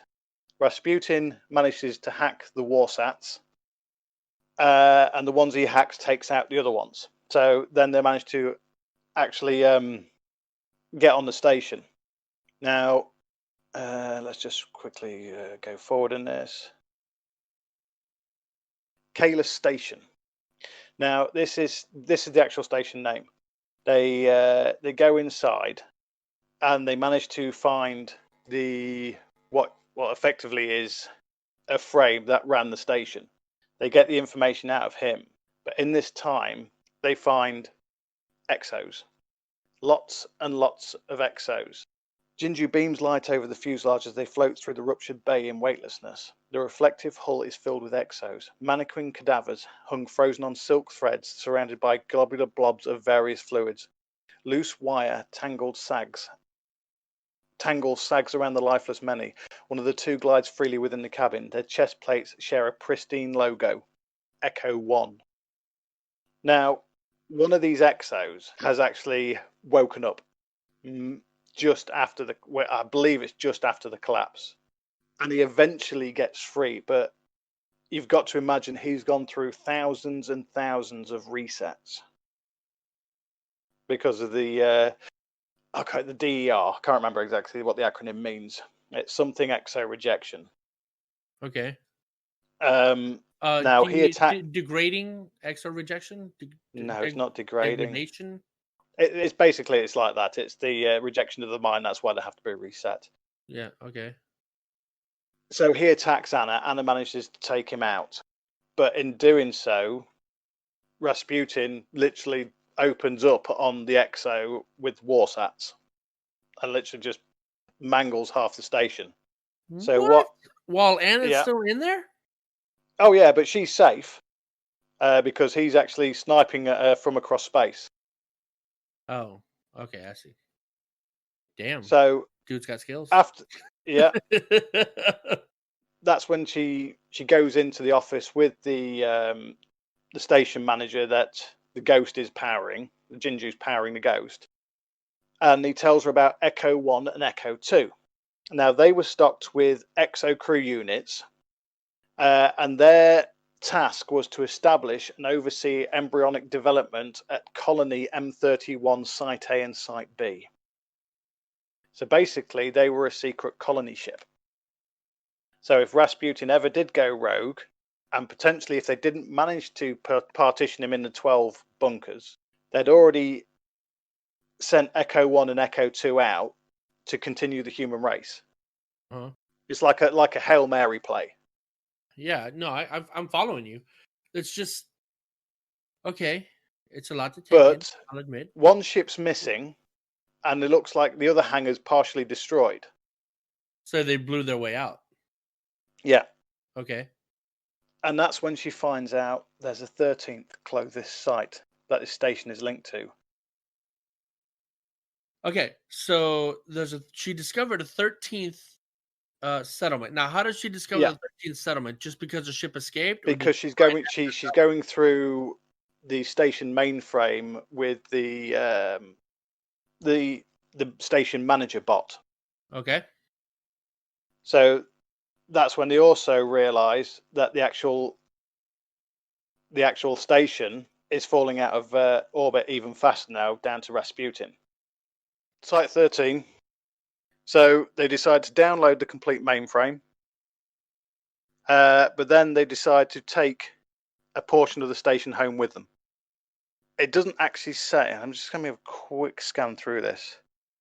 I think the part they decided to take back with them is going to be a little important. Yeah, now they do take part of the station back to Earth with them. Uh-huh.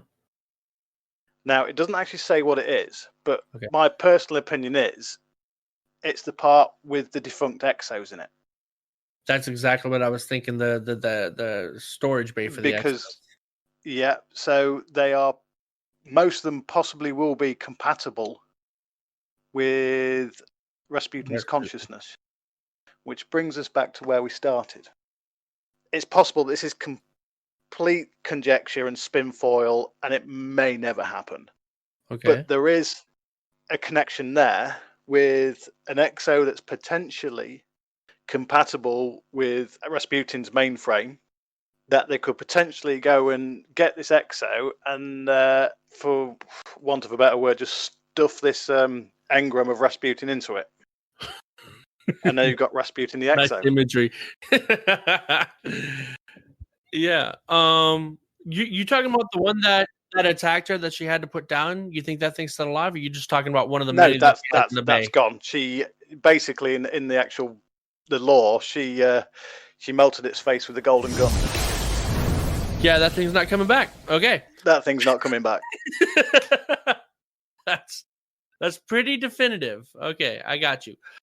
But if she got the effectively the storage bay with the exos in it and took that back to Earth, not only do they have the actual potential of resin more Guardian exos with the actual dead exos that are in there, because there's still unpaired ghosts on there. They've also got the possibility, if they scan, if Rasputin find one that's more compatible with the other, lift the lid of the mainframe, pop in the exo engram. Engram, okay. Pop in the engram, and there you go. We've got Rasputin the exo. Wow. So how would that even work, though? I mean, if Rasputin is the one that communicates with all the let's say weapons, for lack of a better term, yes. all the weapons all over our solar system, right? Yeah. Without the Warsat network. The Warsat network, thank you. Without the interconnecting part of Rasputin, can this exo even communicate with the ones that are like way out by Uranus and all that other nonsense? Well, we know with the Fellwinter lore that the Deepstone Crypt has many, many upload points. I think the one they quoted using actually on Earth was 300 and odd. Let's say for want of a better word, because I'll have to actually look the actual precise figure up. 342. So you've got potential of 342 different access points to upload to the Deepstone Crypt. So who said he can't just every so often just plug himself in and go, I've got access to the entire network? Or even one of the existing EDZ bunkers, or even the exo goes back to Mars and plugs himself in. Yeah. Because even you saw in the lore for Fellwinter's Lie, Felwinter could actually walk into any Brave facility and all the panels would light up for him. He had full access. but that's back when Rasputin was still an interconnecting piece between all of them, right? Without Rasputin code connecting them all. It doesn't matter about the Rasputin code connecting them all because they've all got the security protocols and they recognize the authority of Rasputin. Oh, I see. All right, so he doesn't keep them connected with his AI. There's actual protocol. I mean, it's just like a network, right? So there's the network, and then Rasputin has access to said network. I was thinking Rasputin it's almost like has got administrator rights. Yeah. Okay. Yeah. Gotcha. He's the AI that controls the network. Right. Okay, that makes sense. I thought he was the network. I thought Rasputin was the network that connected everything together. No, he's an AI that controls the network. I'm trying to. Now, I'm sorry, I'm being oddly quiet, but I'm trying to think about like scenarios and all this other thing that can happen, right? So right now he's an Ingram. He's an Ingram because we attacked pyramid ships and realized that we are outside of our league, and now he's been reduced to an Ingram. Now, the first question that comes to mind is how much of Rasputin is left inside of that Ingram, right? Is it the full? Yeah. I think their wording was, we recovered what we could. Right. So how much of him is actually left is the first thing, right? Know. And whenever that thing becomes an echo or an exo, would it be still friend or foe, right? Because depending on how much of that Rasputin is left, its loyalties could potentially change. You know what I mean? Rasputin's loyalty is to Anna. Yeah, the full Rasputin is. That is correct. But if it goes back to a default setting... I'm not talking about default setting. I'm talking about corrupted, right? Meaning, okay, so you know how you have a whole hard drive full of all this data, right? Your hard drive becomes corrupted. You can only get some of the data back. It's not default data. It's just some of the data, right? So he could know who Anna Bray is, for an example, but he might not know that he's supposed to be loyal to her. This is just hearsay, though. But I'm just saying, how much of him is left? One of his major protocols will be to be subordinate to any of the Bray family. Yeah, and not just Anna. You got Clovis Bray II, Willa Bray, Anna Bray, Elsie Bray, and there's a couple more as well. The Stranger. Yes. Oh, goodness gracious. You noticed what happened when they attacked the darkness. The darkness shut them down. Yeah. They shut down. They shut down Rasputin. Yeah.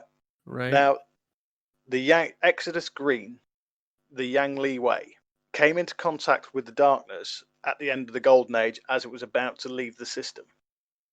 And what they did was they sashayed themselves away from Earth and made a declaration of neutrality. And then they were given the shadow, the shadow race, the pyramid ships. They declared neutrality. No. The Yang Li Wei. This is an Yang Li Wei. Yeah. Sorry, yeah. I jumped ships, as it were. Ha! Pun intended. Yeah. Continue. They declared they are neutral. They're having they are Switzerland. Basically, they're completely neutral. Sure. And what happened was they got dragged into a singularity. And they became the Awoken, right? They became the Awoken. Okay. So, is the darkness bad? Don't mess with it. It leaves you alone. Attack it and look what happens. But we only attacked it because it was approaching us after the Traveler woke it up. But it was only approaching us. It didn't attack us. Man, that's a fair point. I can't argue with that fact. But doesn't it just scream to you bad? You know? It was awoken by the light. It starts approaching us because of the light. And so far, everything that has come in contact with the light tries to kill us and take the light, right? Yeah. So, without light, they cannot be darkness. And without darkness, they cannot be light. Yeah, but The nobody brighter said it the- had the to be an brighter equal the- balance, right? There could be a lot The- of dark the- with a little bit of light. Yeah, You know but what I mean? the brighter the light, the darker the shadows. Okay, is the shadow our is the darkness our enemy? No, not yet. But I mean, it sounds bad. Come on, man. Look, everybody who's It sounds listening to bad. this, it sounds bad, right? Anything that's ever come in contact with our light has thus far tried to kill us. Whether it's bad, good, or indifferent, right? Because again, it also depends on your view, right? We view Well, no. Have you ever been around the Vex and left them alone, and they've on a mission or something, and you've left them alone, and they've not done anything to you? You just walk straight past them, and they're not shot at you. I don't remember any Vex never shooting at me. I'm not saying it doesn't happen. I'm saying I Yes, don't because remember. you've already probably shot them first. Listen, no, because even on some of these strikes, right? You got to get on your speeder. You got to fly past these guys to go into like a cave or whatever. The whole time I'm flying past them, they're trying to kill me. You know? Yeah, I because they shoot don't them. want you to go. They don't want you to go in there. But I didn't do anything to them. You Okay. might not have, but they're trying to protect something they're building. I see what you're saying, right? Are the Vex enemies unless you mess with them first? Potentially no, but at the same Again, time, it's the same with the darkness. But hold on, no, the Vex. Okay, no, the Vex is the enemy, and I'll tell you why. Right? The Vex aren't evil. I will give you that. They are not evil, but they are No, the they're not. enemy because they assimilate and transmute everything that they come across. They're like the Borg. You know, if my nerd is showing, right? Everything that they Yeah. come in contact with, they turn into machines, right? If they could turn everything into 7 of 9, that'd be awesome. But oh god, she was hot, wasn't she? Don't distract me. Shut up. Anyway, getting back to what I was saying, even though they're not inherently evil, they do pose a threat, right? They threaten to Yes. change us into whatever they are, and they threaten to essentially destroy our planet in its natural form and turn the whole thing mechanical and all this other stuff. So Then you look at the Elixni, the Fallen. and that's what I was saying before. If you look at it from their perspective, they're not evil either. No, They just want the light back. Yeah. No, not just survive. They came to us wanting to get the light back because they had it previously and they want it back, right? So from their perspective, they're just getting something back that they've already once owned. It's like They look at what something we've taken from them. yeah, I mean essentially, right? We didn't take it; the traveler gave it to us, but No, semantics, that's right. yeah. But all they know is they had it, they lost it, we have it, they want it, etc. Yep. Now Sorry, this is the Elixni is one Cabal, of my favorite races.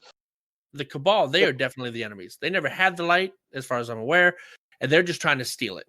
They're just trying to kill us. They just blow up moons for getting in their way, as The Cabal are Ghost following says, orders. right? Yeah, but The Cabal are following orders. they're following orders. Then- It's irrelevant though, because their It's an orders are army. to seek and destroy, to kill. That makes them an enemy, right? Yeah, I'll give you that one.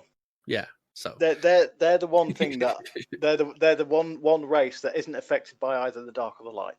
correct. They're Apart from the militaristic. nut job in charge of them that just wants to be here to watch the end of days. Yeah, but oh my god, I want to get into that lore so much whenever oof. Anyway, so that being said, they're not affected by the light or the dark, but they're very militaristic. They want to claim land, and what they can't claim, they destroy. Definitely enemies. Yes. Or if they can't they can't absorb you into themselves. They're a bit like a Borg as well because because the Cabal, the actual ordinary Cabal, the big guys. Yeah. And then you've got the Scions, which Yep. is a race that was absorbed into the Cabal. I did not know They're that. not. They're not. I thought they're they were not just a related at different all. like subspecies of Cabal. No, Really? they're not a subspecies. They're a different species altogether. The more you know. Wow. What else? But the Elixni are the Elixni, no matter how big or small they are. They're all Yeah, Elixni. yeah. Okay. Yeah. But they're coming round to our side. Well, a percentage are. You've got Mithrax in the House of Light, and then you got Aramis the Ship Stealer, who's the next raid Yep. boss. Rumored to be the next raid boss. But they're coming to our side, right? House of Dark. Well, I get what you're saying. I think they will. I think they will. I think they But then will we too. get down that whole thing of the Grey Guardian, the guardian that harnesses the dark and the light. What about him? That I believe that Shin Melfa was actually encouraging us to embrace the darkness enough to understand it, because he even said in the lore that we're the only guardian that could wield The light and the dark. the light and the dark, be it Thorn and the last word. Wait, And that's I how thought we it was... that's how we crafted Lumina. You're right. Yeah, I was thinking Thorn and Illumina, but you're right. It is Thorn and the last word. Okay. But Shin was evil though. He just went around killing people for the sake of killing people at some point. You know. He always gave them a choice, and that's what Gambit is. Okay, but giving somebody the choice, you can still be evil because the two choices could just be two bad things, man. You know, it's like, okay, here's a choice, right? I give you a choice. Do you want me to shoot your son first or your wife first, right? Yeah. I've given you a choice. It's not a great one. He stands there and goes, if you repent and turn away from the dark, you're fine. If you carry down the darkness route and carry on enjoying it and killing, I will take you out. Oh, wait, no, hold on. I'm confused then. Shin Malphur is the guy that... I am thinking of Dredge and Yor. Yeah, Shin Malphur is the guy that wielded the last word, and Malphur is the thorn. You're right. I was completely backwards. No, forget everything I just said. I think we better call it a day now, because we're going off on a right tangent now. We are. Okay. So, that being said, coming back full circle, do I think the Shadow is the enemy? I would say yes, only because we don't know. Based on our experiences, anything that comes in contact with the light and then comes to us is killing us, period. Right? Granted, they haven't started attacking us yet. I give you that. And the only time they did anything is when we attacked them first. Again, I give you that. But the Borg was also similar. They wouldn't attack you. They would just chase you till your ship died. Right? Yeah. So, that being said, I still think that they're enemies, personally speaking. But we'll see how it plays out. That would be cool if they weren't. But I don't see how we'd have a game if they didn't. Oh, no. We'll see. But there is rumor there is other races coming in as well. There's other races coming in. I did hear that. And I was just thinking, off tangent, right? What if the next Destiny not only lets you choose between human, exo, and awoken, but human, exo, awoken, elixni, and whatever else has come to our side at that point, right? Right? Yeah. Right? Obviously, you can't be a Kel size character, but well, it'd be cool if you could. It'd be cool if you could. And for example, the Elixni, what if you had a race-specific ability? Like the Elixni have 4 arms, right? What if you could wield 2 weapons as, let's say, a super for a time? What? You know, you have a grenade launcher and a rocket launcher. Just right? Spectral blades times 4. I'd take it back. Forget everything I just said. That'd be amazing. That'd be overbroken. Come on. Even as a hunter main, I could tell you that would be way too broken. You know? It'd be amazing until they'd not patched it. Yeah, or freaking 2 golden guns, 4 golden guns, 2 stripper poles. Oh my god. No. Well, you'd only have 2 slipper poles and 2 golden guns, whereas you've got 2 blades and spectral blades, so you'd have 4. Exactly, yeah. So, but I was also thinking, golden guns, a lot of the time, you can just hold it with one hand, right? So 4 golden guns. Yeah. Possibly.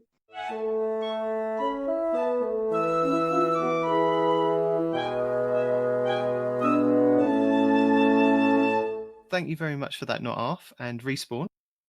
We hope you've learned something there, Respawn, and you will expand on your knowledge. Oh, yeah, definitely. Now it's time for the tips, tricks, guides, and builds parody. It is. Tell us what happened on YouTube so we don't have to go watch it all. That's what I should call it, really, shouldn't it? Night Demon tells you what's happening on YouTube so you don't have to. Mm-hmm. Watching YouTube, you don't have to. Or at least you don't have to. It at the very least is a title, which you don't have yet for your section, aside from tips, tips, and builds. Chips, fish. Chips, cheese, and everything else. Chips, cheese, with cheese. Yeah. Fish, chips, cheese, and chimps. There you go.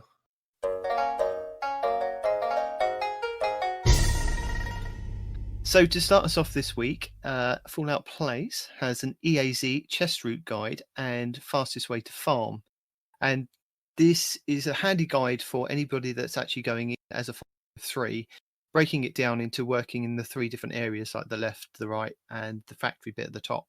And if you kind of stick in those areas and take out the mini bosses in those areas, and then he shows you a route of how to run for each of those areas so that you can actually collect all the chests every time they come up. So that's a really good guide for you to check out. Cheese Forever has a video, as I mentioned earlier, on the Stasis Glow early glitch with the Fellwinter's Helm.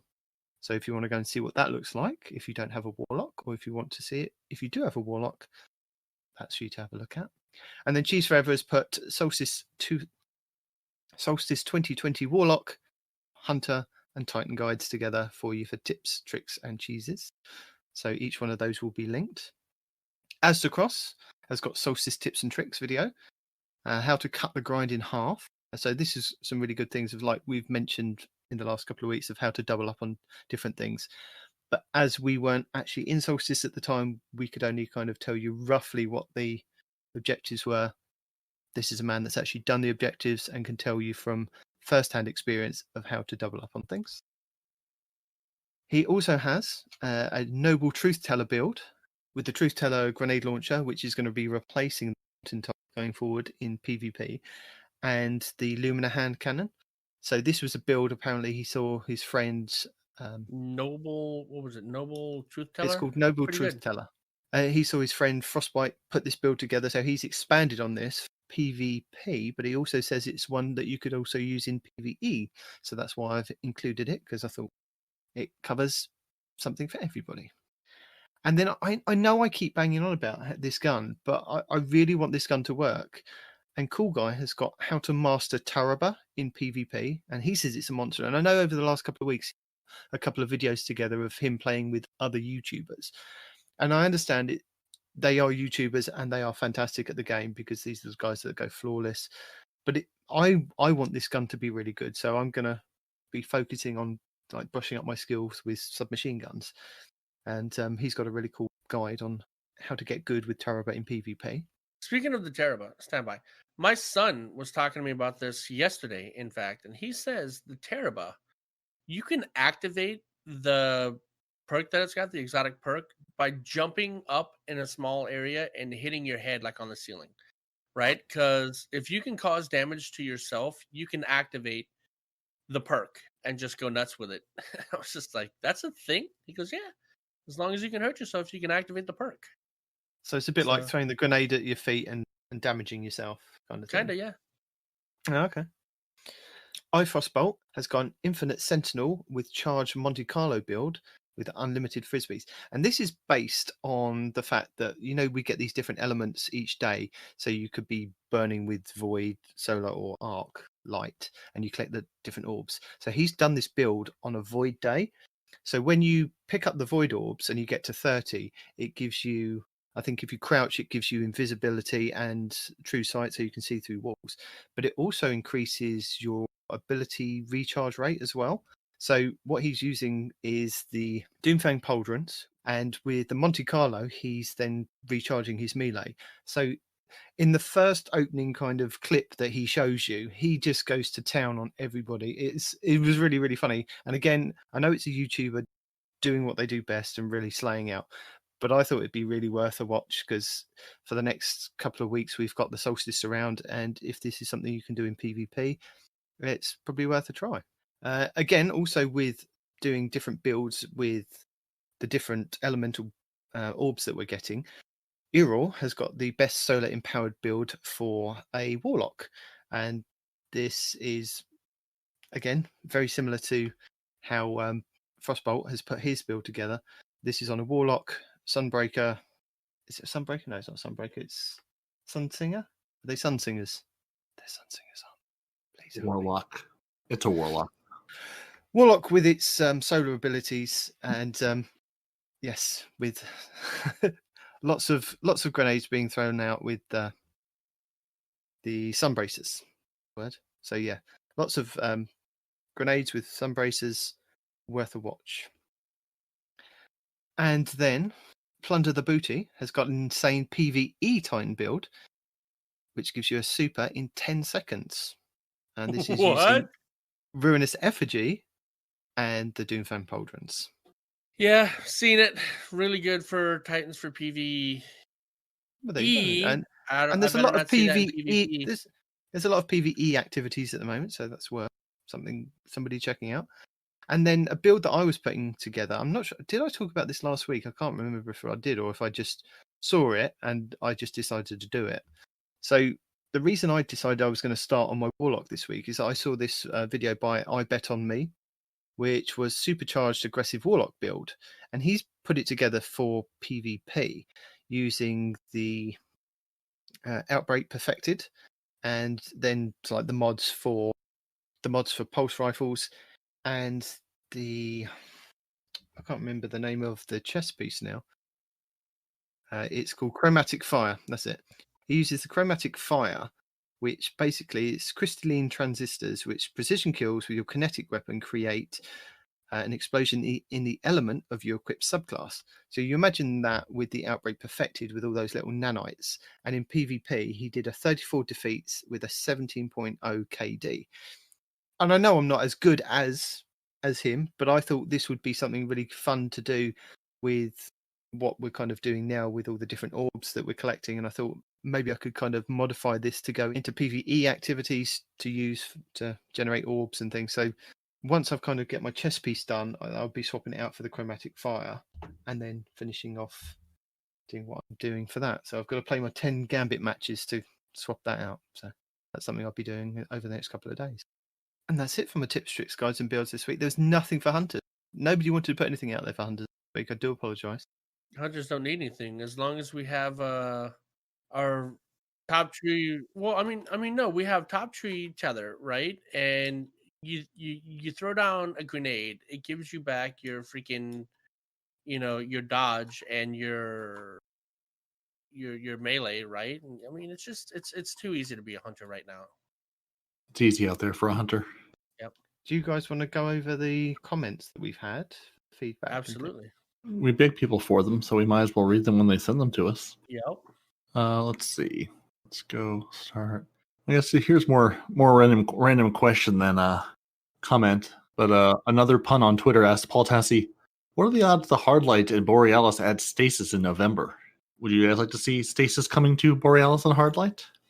Yes, yeah. I would. It's not going to happen. Well, I mean, they've already changed the weapon despite what the lore says once. Might as well do it again, right? Asked and answered. There we go. And Cody, the embodiment of Hunterkind and Telestokind, says, been a while, fellas. What is your least favorite exotic and why? Mine personally is the Symmetry, because it always felt like Bungie just gave up on the Skyburner's Oath, a weapon I wanted to see buffed. Always a pleasure, Cody. Worldline 0. Least favorite. Why the Worldline 0? The exotic sword?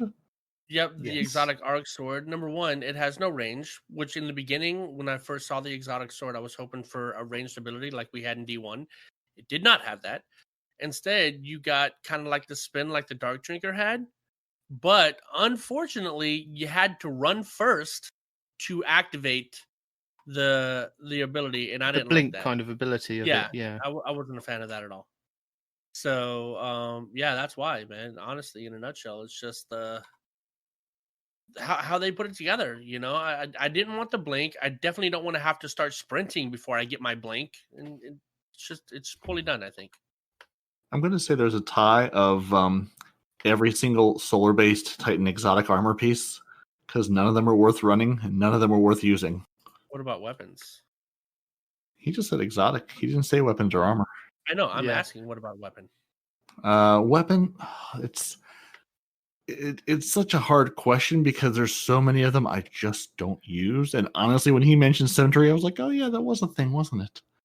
I forget most of these even exist in the game because I play with, about 6 things and that's about it. What about Tommy's matchbook, especially with your War Pig on?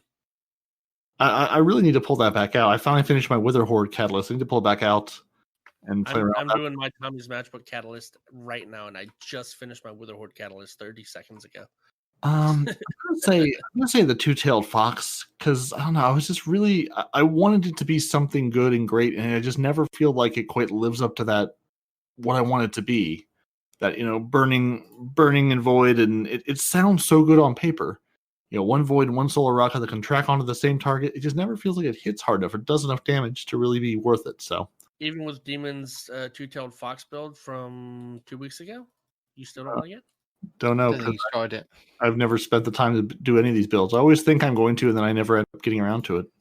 Yeah, you not having time to do anything. If I could build some of them offline and bring them online, and maybe I should look at Dim and put some of these together while I'm off the Xbox, and then just load them up when I get on the Xbox. But I always think I'm going to have time to do it, and then I get in the game and I'm like, play for the hour I have, then screw around with armor or a spreadsheet. So what about you, Night Demon? What's your least favorite exotic? I'd say possibly the Darcy. Just when that gun thinks it's good, somebody comes along and goes, "Hey, no, this gun's better. Use this one." And I feel sorry for it, because I know that they use it for that's the one they use for measuring the distance in a lot of videos. It is, but it's also really good for boss DPS too. Like if you don't have the the Whisper of the Worm, then yeah, exactly. Darcy. Yeah. So the Whisper outclasses it. A lot of people say if you've got a Whisper, put that on. No, I don't think I've ever been into a raid and they go, put on your Darcy. It's amazing. They put on the Whisper, and like you were saying the other week, that Queensbreaker bow for the Scourge of the Past. I mean, that gun is in and out of flux, but nobody says bring your Darcy. They used to. I think there was about a 2-month period where that it suddenly was the gun to have, but it's not the gun for me. And the Aeon safes, the Aeon Swifts, the Aeon Souls. Yeah, the entire Aeon. Just the Aeons of pain and suffering of why. Mm-hmm. That's something that definitely needs. If they're going to bring something back and redo something, rework those. Stop trying to buff what's actually on there. Rework it, because they are the worst things ever. They're the worst exotics. They're not least favorite. They're just the worst exotics. Yeah, turn them into something that somebody would put on for a reason other than it's my highest light level thing that I happen to get while light leveling. What weapon was that? I missed that. That's the only reason I ever see anybody put on an Aeon anything, because it was Aeon. It's like, well, I just got to drop it. It's 5 higher than I have. That's the only reason I've ever seen anyone use it. There's just Even then, I wouldn't put it on. I would immediately infuse it into something else. Right. If it was an exotic that, say, a support you could wear to help your support class, or as a support class, you would wear it and it would charge, say, your hunter so that your hunter's super could charge 10 times faster, or your warlock if you were a titan. Something like that would actually give you. I mean, I'm not saying in PvP, I'm saying for like PvE activities, something that would boost you to actually want to have it as a support role, so that maybe it drains your super, but you give their supers a longer time to last. So you could imagine a Dawnblade, you pop your super, but the Aeons take your super and give it to whoever's popped their super at that time. So you could have a maximum of 3 people using their supers, and your Aeons use your super ability, much like we have with the finishers now. If you do a finisher with one of those mods, it takes a part of your energy. Why not have the Aeon safes do something like that and actually support your team, rather than, if I throw out a grenade, they get like 1/5 of their barrier recharged? Ridiculous. Actually make it worthwhile. Yeah. See that, because in a lot of raids, Titans don't really have a super that can contribute aside from the bubble, right? So if, let's say, you're doing a raid and you don't need a bubble, what's a Titan super going to do, right? If you had an Aeon safe that could give a Titan super to, let's say, a Warlock Well, or a Height, or Hunter Tether, that would be useful. Yeah. Or if the other way around, if you had a Hunter that didn't want to use their Arc Staff or their Blade Barrage, and they wanted to give more time for that bubble to be there so that you could dip in and out for a DPS phase, say on like Crota or Sure. on whoever, War Priest, things like that. You could have an extension of the bubble, which would be great for DPS phases. See, we solved that as well. We've done amazing. We fixed Gambit. We've come up with a way of getting more people into trials, and we fixed the Aeon safes. They said it couldn't be done, but we did it. They said it couldn't be done because they didn't ask us. It's their fault. Okay. Because nobody wants to try. Right. Unlike Colin Stanton, who's going to try and ask us, say, let me preface this by saying I would never do this. But over the last week, I've seen ads on Facebook about companies who have, quote, professional gamers for a certain few who will play on your character. Yes, that means you must give them your username and password to do things like run a flawless in trials or carry you through a raid. I'm curious, if you all had the chance to go to the lighthouse by having someone run as your character, would you do it? And he provides a screenshot of the ad, just one of these, it's account recoveries, basically. You give someone your username and password, they recover your account to their console, PC, whatever, and play as you. Besides Night Demon, Respawn, would you do this? No, I would not. For multiple reasons. Number one, I'm an adult and like I have information on my account that I don't want people to have. And number two, I just don't trust somebody else playing on my account unless I'm like sitting right next to him as they're doing it, right? So, I'm with you. I would never give that, even though I don't have anything tied to that account, but my Xbox character, basically, it's still not something I'd give away. And you hear those stories. There were a couple that made a lot of press last year, the year before, about a kid who did this, and I say kid, teen, whatever, who gave someone their account and ended up deleting their character and everything, and basically destroyed all of their gameplay and all of their characters. People are jerks, and you can't trust them. So yeah, I wouldn't give anybody access to my account. I say nobody. Again, like if it were Panoramics, someone I know in real life, a friend who, were doing something like I had a buddy way back in the day of the Xbox 360. There was this website 360voice.com that was sort of like even before before Twitter and things were a thing. It would sort of like post like what you'd played on your Xbox each day, and you could do streaks. And I had a friend very similar to Night Demon who had a like 500-day streak going on their Xbox of just getting on and playing something every single day for like 500 days. And then they had to go out of town for work for a week. Gave me the keys. It was a friend of mine I knew in real life. Gave me the keys to his apartment, and was like, go to my apartment, turn the Xbox on, play something, play 15 minutes of something, so the service can see that I played, to keep my streak alive. There are absolutely absurd reasons to do things like this, but yeah, just somebody I'm paying on the internet to do whatever. No, I much rather, if you're gonna take me flawless or get me through a raid, I'll play as me. Teach me what I'm doing, because that way at least I'm also getting to learn.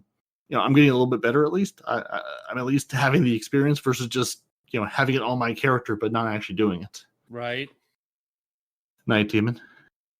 I no, I'd never pay anybody to do anything like that.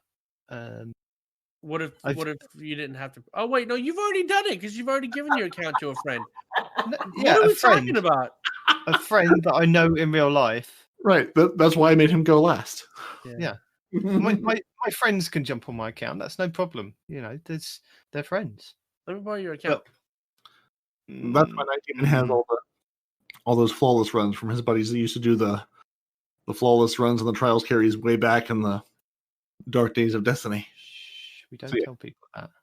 Oh, we know what you've done. I can edit this out. That's true. Oh, come on. You're such a wuss. But you know deeply in your soul what you've done. I do. No, but my friends would, go on my account and use it to carry other people to the lighthouse in D1. So yeah, I remember for a while too, like they had stepped away and they were just like, I don't have a character high enough light. Can I play as you to go do these carries versus having to spend however many hours, days, weeks getting my character up to light with the proper weaponry when we all know you have everything. So whatever they're looking for, it's like walking into an Amazon warehouse. Whatever you need is in that team's account. Whatever loadout you're looking for, it's there somewhere. You just have to find it. Yeah. Yeah, that's true. But like if I had his opportunity where I had a friend, I would absolutely let my friend carry me to the lighthouse because I don't want to play PvP. in any way, shape, or form, especially not that kind of PvP, right? Let's just draw a line under this. We would never pay anybody to do We this. would never pay. We would enter into raffles on like Twitch and things like that, which Perry and I have both done. Oh, absolutely. So, but that is to be carried with that person. We will run behind them as they kill the other 3 guardians, that kind of thing. And then they go, here you are, here's the lighthouse, drop us off and go again. That's fine because you're there, you're experiencing it. But I wouldn't kind of ever do, I wouldn't ever do the pain. Yeah. So we had another comment from Colbage09, Colbage, who knows how you say your name. He says, over the to trials or not to trials, that is the question featuring not our last episode. He says 7 trial win requirement will be a stunning loathing challenge. I did just acquire my mountaintop thanks to momentum control and a good pal for comp, but at this point, sweats are more Solstice focused and not in comp, so I feel comp is 10 times easier than ever. Certainly in comparison to trials, I just may be able to get not forgotten if I keep going competitive. So just another perspective of, hey, competitive is a point where you can, again, Bungie's done a disservice to comp, calling it competitive when really it's kind of like quick play at this point. It's sort of the best place you want to step into to have a reasonably matched game by and large.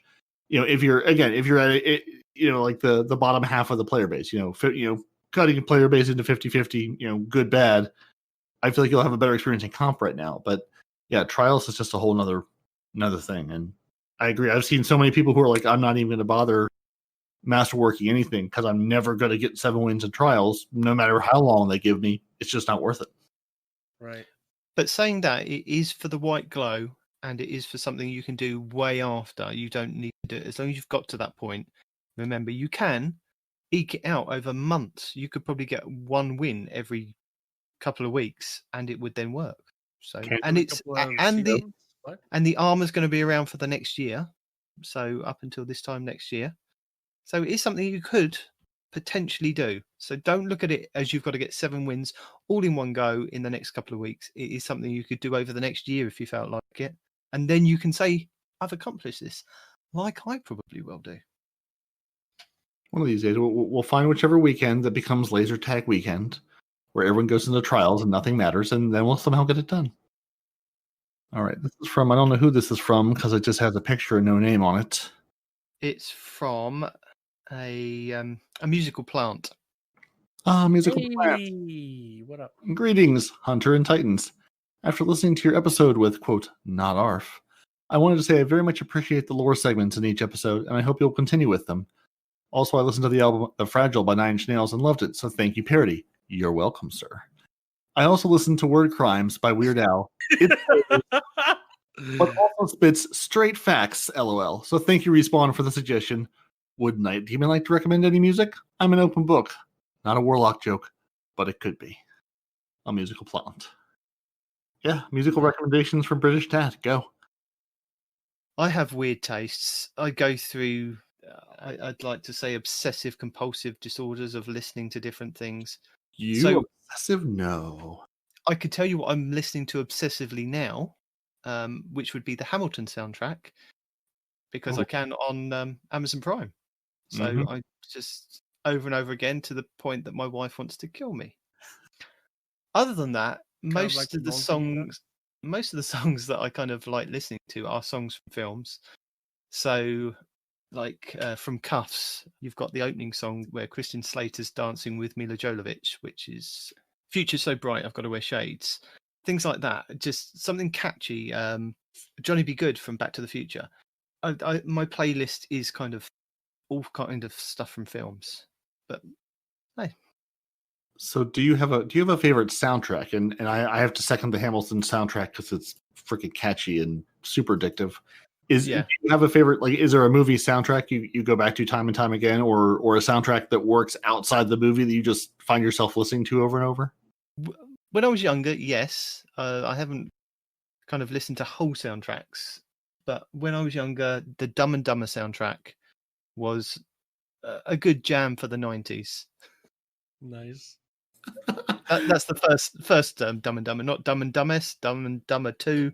The first Dumb and Dumber soundtrack. those films do not exist. We do not acknowledge them. Those are not things. There is only one Dumb and Dumber movie. I'll fight you on it. Okay, so I'm seeing a real trend here because we've had a question from Cody, Colin, Colbage09, and now Colby.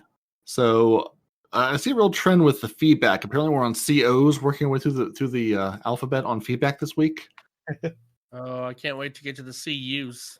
So Colby Bridges says, Respawn, parody, Night Demon. Thank you for the mention. I heard it by surprise for the first time today while I was working. I was so pumped to hear you guys read my comment out loud. I'd like to provide a quick update that with Solstice going on at the moment, solo comp has alleviated from Uber sweats in every match, and I've accomplished my mountaintop, not paid, but properly earned. Finally, this has risen my kitty quite a bit and is a joy to play with, coupled with a renewed confidence for PvP. I may be late to Solstice, but I feel now is the time to get Not Forgotten in the solo survival queue, but we'll see. I started as a player who didn't belong in PvP. Respawn knows what I mean. Oof. But my way up one painful match at a time. Hoping with some better gear I might, just maybe, not feel as much pain in trials for my Titan armor piece. To get Mountaintop, I used the Malicious Birthright with Spike Grenade, Summoner, and the Colony, very important for multi-kills, and Lion's Rampart to stay high in the sky, Void Super for Suppressor Grenades, to kill oncoming supers such as Nova Bomb or Spectral Blades, which is always a threat for anyone. I will continue following. May the light guide you, Guardians, and stay safe. Peace. Thank you. So that's awesome. Like I'm glad we, you weren't completely beaten down by comp and PvP, and yeah, it can be a good experience if everybody goes and plays trials. That's all. If everybody is somewhere else, it's great. Oh. Yeah, but no, I mean, I've only played a couple of comp matches this season, but it definitely, ever since they made, what was it, a season ago, 2 seasons ago, where they sort of started you at the beginning of the season, like, reset your, glory, obviously, but also like whatever internal ranking they were using to sort of put people with each other, and the advent of that solo queue, it's made a world of difference, for sure. Like, there's a solo queue, there'd be no way I would have a recluse, and I think a lot of other people would have a lot of other things. So it's been wonderful, which really makes me want to get into Massive Breakdowns. Mercules and Kikecha went over sort of how they would completely revamp PvP, but we'll save that for another day because we're trying to keep this under 6 hours today. But if you're curious, go listen to episode 172 of their PvP and Ruinous Effigy breakdown, because they lay out it completely, like how they would change up PvP entirely, and it's really interesting. We'll talk about it maybe next week, maybe another time. But I think that was our feedback for this week. So again, and everybody, thank you for emailing, commenting. We will, if you put a note somewhere, we will find it and read it. And thank you again for listening, and thank you for asking questions, writing in. It's nice to know again that we're not just talking to our mothers that download the podcast to make us feel good. My mom doesn't even listen to my podcast. Which reminds me, I do need to set Night Demon and Not Arf's voice side by side to see which my wife prefers for bedtime story reading. Oh, goodness. British accent on the show now, and she's like, a good one? I said, pretty good. Not sure. A good one? So now we've had 2 readings from Not Arf, and you've been involved with both of them, Respawn. What's your verdict? What's your colour verdict for this week? I'll have to check again next week. He just put it off forever until he's just here permanently. What? No, that's not something I would do. Knight from Monty Python and the Holy Grail running toward the castle, and you look away, and he's running toward the castle again. Look, still back where he started. It'll be Not Arf. He's still doing the show. He's getting closer. For the way. Whatever I can do to not include his name in the title, so we don't have to change 2 Titans and a Hunter. No, it's always 2 Titans and a Hunter, just now with added lore. Yeah, now with added Hunter, 50%. Yeah, we don't acknowledge the other Hunter. It's just there. He's invisible. He's an invisible Hunter. Oh, is he now? Okay, well that works, I guess. All right. Keeping with our stated goal, thank you for joining us this week. Your Titans are parody and Night Demon. Your Hunter is no one responds in real life. What up? Your Hunter is Not Arf. You can email the show at 2titansandahunter@hotmail.com. Find the show on Twitter at 2titans_hunter. You can find the show on Instagram and Facebook at 2titansandahunter. You can leave us a comment in all of those places. We love getting comments. We read them out loud. Thank you very much, everyone. If you need raid help, go to the Guardian Hub or Guardian Downcast at lfg.frozen.party and find a good group. We are here for raid hindrance, trials hurt, and loads of giggling. You can find your favorite Guardian on Xbox Live and Respawn on PC. You can watch the show on YouTube, listen to the show on Apple Podcasts, Google Play, Spotify, and everywhere fine podcasts are sold. And remember, guys, we're all someone's blueberry. So say goodbye, blueberries. Goodbye, blueberries. Goodbye, blueberries.